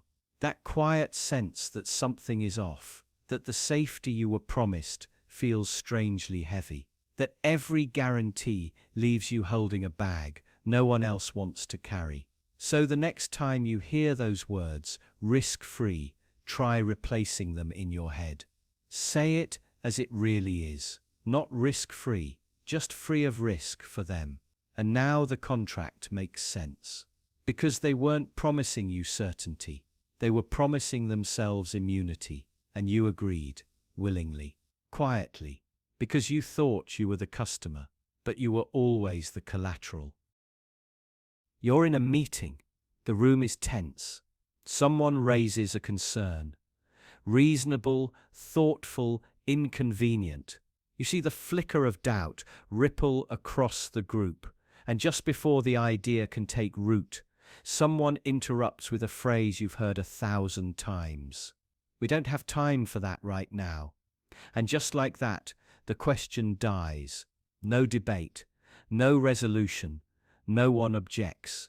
It's like a spell has been cast. Urgency has erased the question. This is not an accident. It's a tactic. Urgency is one of the cleanest ways to shut down thought. It doesn't argue. It doesn't refute. It just says there isn't time. And when people hear that, they stop thinking. They assume someone else has already made the decision, that the risk has been weighed, that this is not the moment to ask, but it never is. When someone wants to push through something risky, manipulative, or simply fragile under scrutiny, the easiest path is to create a sense of crisis, a deadline, a countdown, a vanishing window of opportunity. Because when the brain senses urgency, it stops asking why and starts asking how fast. This is how decisions get made without real consent. It's how complicated moral questions get replaced by simple action plans. It's how people who would normally resist find themselves nodding, agreeing, going along, because no one wants to be the one who slows things down. Urgency makes hesitation feel dangerous. It makes questions feel disloyal. It doesn't just override objections, it reframes them as a threat. You felt it yourself, that quiet pressure to move forward, not because you agree, but because everyone else seems certain. Because raising doubts makes you look difficult. Because the moment feels too fragile to interrupt. It's not that people can't see what's happening. It's that once urgency is in the air, resistance feels like sabotage, especially in environments where power and ambition are in play. In those rooms, asking the wrong question at the wrong time can mark you as slow, negative, not a team player. They learn to wait until the moment passes, to let the thing move forward, and then quietly tell themselves they had no choice. But there's always a choice. The truth is that most things aren't as urgent as they feel. Deadlines are rarely immovable. Opportunities rarely disappear overnight. That breathless pressure to decide now is often manufactured, designed not to help you, but to bypass your caution. Because urgency doesn't just kill doubt, it prevents reflection. It creates momentum, and momentum creates compliance. Once something is in motion, stopping it requires a level of force most people won't use, especially if it looks like success. Because that's the second layer of this tactic. Urgency isn't just about time, it's about optics. A fast-moving project looks decisive. A fast decision looks competent. People mistake speed for clarity, and so they follow it, even when it's heading somewhere dangerous. The people who understand this can use it to get almost anything approved. Budgets, deals, policy changes. All they need is a narrative of time pressure. If we don't act now, we'll miss our chance. If we hesitate, someone else will beat us to it. This window won't stay open, and no one wants to be the one who holds up progress. But progress isn't always good. And urgency isn't always real. Sometimes it's a screen, a way to stop people from looking too closely. A way to make something irreversible before it's fully understood. Once that happens, once the money's spent, or the contract's signed, or the platform is launched, it's too late. The decision becomes a fact, and people stop questioning facts. That's how it works. Not through arguments, but through tempo. The faster something moves, the less space there is for doubt, and the more dangerous it becomes to slow it down. This is why powerful people love urgency. Not because things actually need to move fast, but because urgency makes resistance feel foolish. It makes thoughtful people look weak, and it makes everyone else easier to control. And if you're not careful, you'll find yourself playing along. You'll hear the urgency. You'll feel the pressure. You'll agree to things you don't fully understand, because the alternative is too awkward, too slow, too uncomfortable. And afterward, you'll tell yourself it was necessary, that there was no time, that it couldn't have gone any other way. But you'll know better. You'll remember that moment, right before it moved forward, when something felt wrong, when someone raised a hand, when a question almost changed the course, and then it didn't. Because someone said, "We don't have time for that right now," and no one disagreed. They never say it out loud, but there's something the rich do that almost no one else does. And it's not because it's a secret, it's because it feels wrong. They ignore the part of them that says, "This isn't fair," not just once, not occasionally, constantly. When they take more than they give, when they cut the line, when they use connections to bypass effort, they feel the same tug you do. The voice that says, "You didn't earn this," but they've learned how to silence it. And they do it early, repeatedly, until it's quiet enough to ignore completely. And that silence changes everything, because once that voice is gone, there's nothing stopping them from playing a different game. One where winning matters more than fairness, where results matter more than methods, where outcomes justify anything. Most people never get past that voice. They're too afraid of what it means to shut it off. They mistake that fear for morality. But it's not morality. It's hesitation, and hesitation has a cost. The rich see that cost clearly. They see the opportunities missed by people who wait to be chosen, who wait for fairness to catch up, who wait to feel right before they act. But the rich don't wait. They move when it's useful, when it serves them, when they can. They don't argue about whether it's deserved. They don't stop to consider if they're the best person for the reward.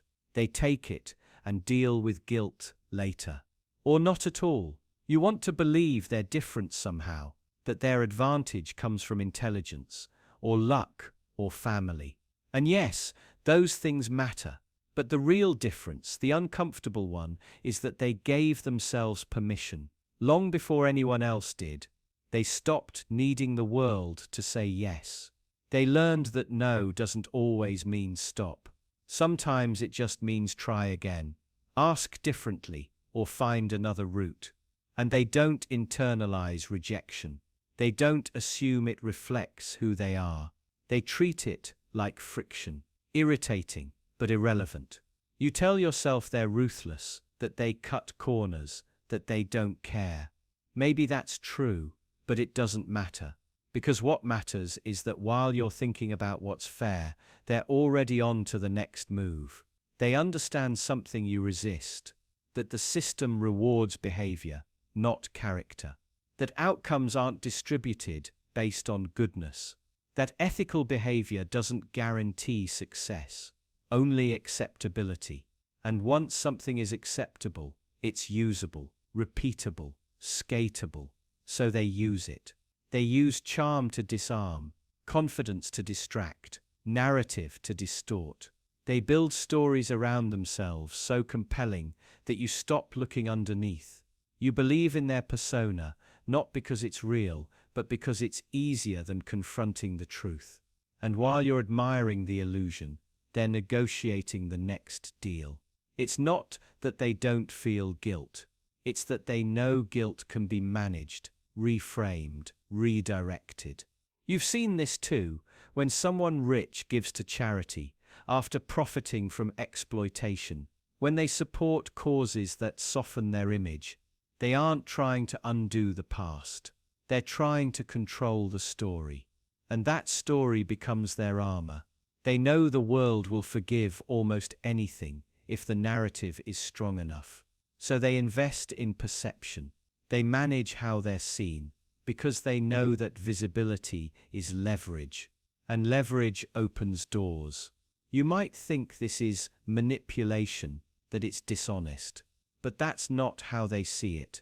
To them, it's just optimization.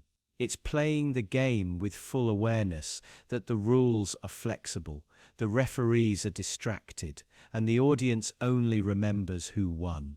And the most unsettling part, it works. It works because most people want to believe in meritocracy. They want to think success reflects virtue, that if someone's rich, it means they earned it. That belief creates cover. It allows the rich to move without scrutiny, to operate without resistance. Because if you believe they deserve it, you won't question how they got it. They exploit that belief. They depend on it. And they're right to. Because questioning it requires you to admit something difficult, that the path to success might demand actions you're not willing to take. That fairness might be optional, that morality might be a luxury, and that's the line they cross. Over and over. Not because they don't know it's there, but because they've learned it's movable, subjective, negotiable. And once you understand that, it never looks the same again. You start to see how much of your life is spent waiting for permission, for validation, for proof that it's your turn. But there is no turn. There is only movement. And the rich move first. Not because they know it's right, but because they know waiting won't change anything. And maybe that's what you're afraid to admit, that deep down you already know what they're doing, and you're terrified that if you did it too, it might work. You ever meet someone and think, they get it? They nod at the right moments, laugh at the same things you do, share your frustrations, understand your ambition.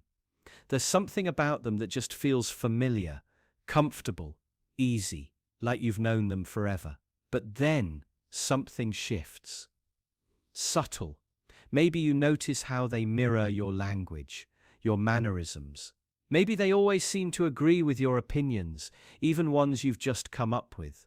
It's flattering at first, then it's confusing, and eventually it's disturbing. Because this person isn't like you. Not really. They just know how to make you think they are. And when you realize that, everything starts to feel hollow. It starts with rapport. That's the word they use. Building rapport. Matching your energy, using your words, reflecting your values back at you. Not because they share them, but because they know that once you feel understood, your defenses lower. You stop questioning. You become receptive. They nod when you talk about your goals. They ask questions that sound sincere. They mention struggles that sound familiar. But if you listen closely, the timing is always just a little too perfect. Their stories match yours a little too well. Their values echo yours a little too loudly.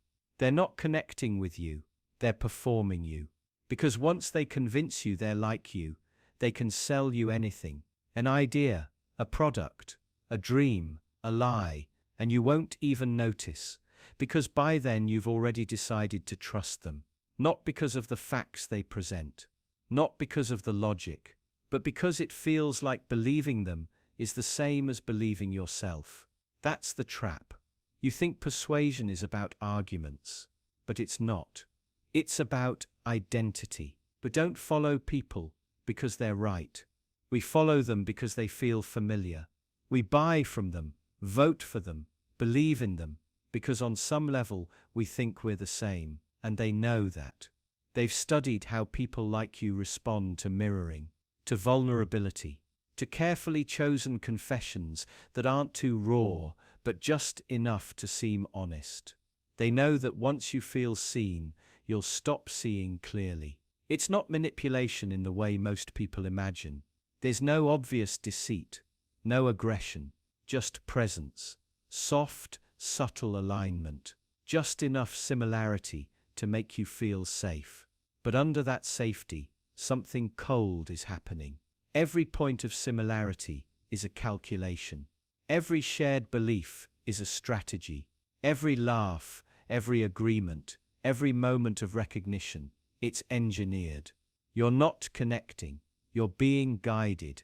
And here's what's worse, it works because it makes you feel good, deeply, instinctively. That desire is easy to exploit. All someone has to do is mimic the right things, and we'll fill in the rest. We'll assume sincerity. We'll project trust. We'll give away power, all without knowing we've done it.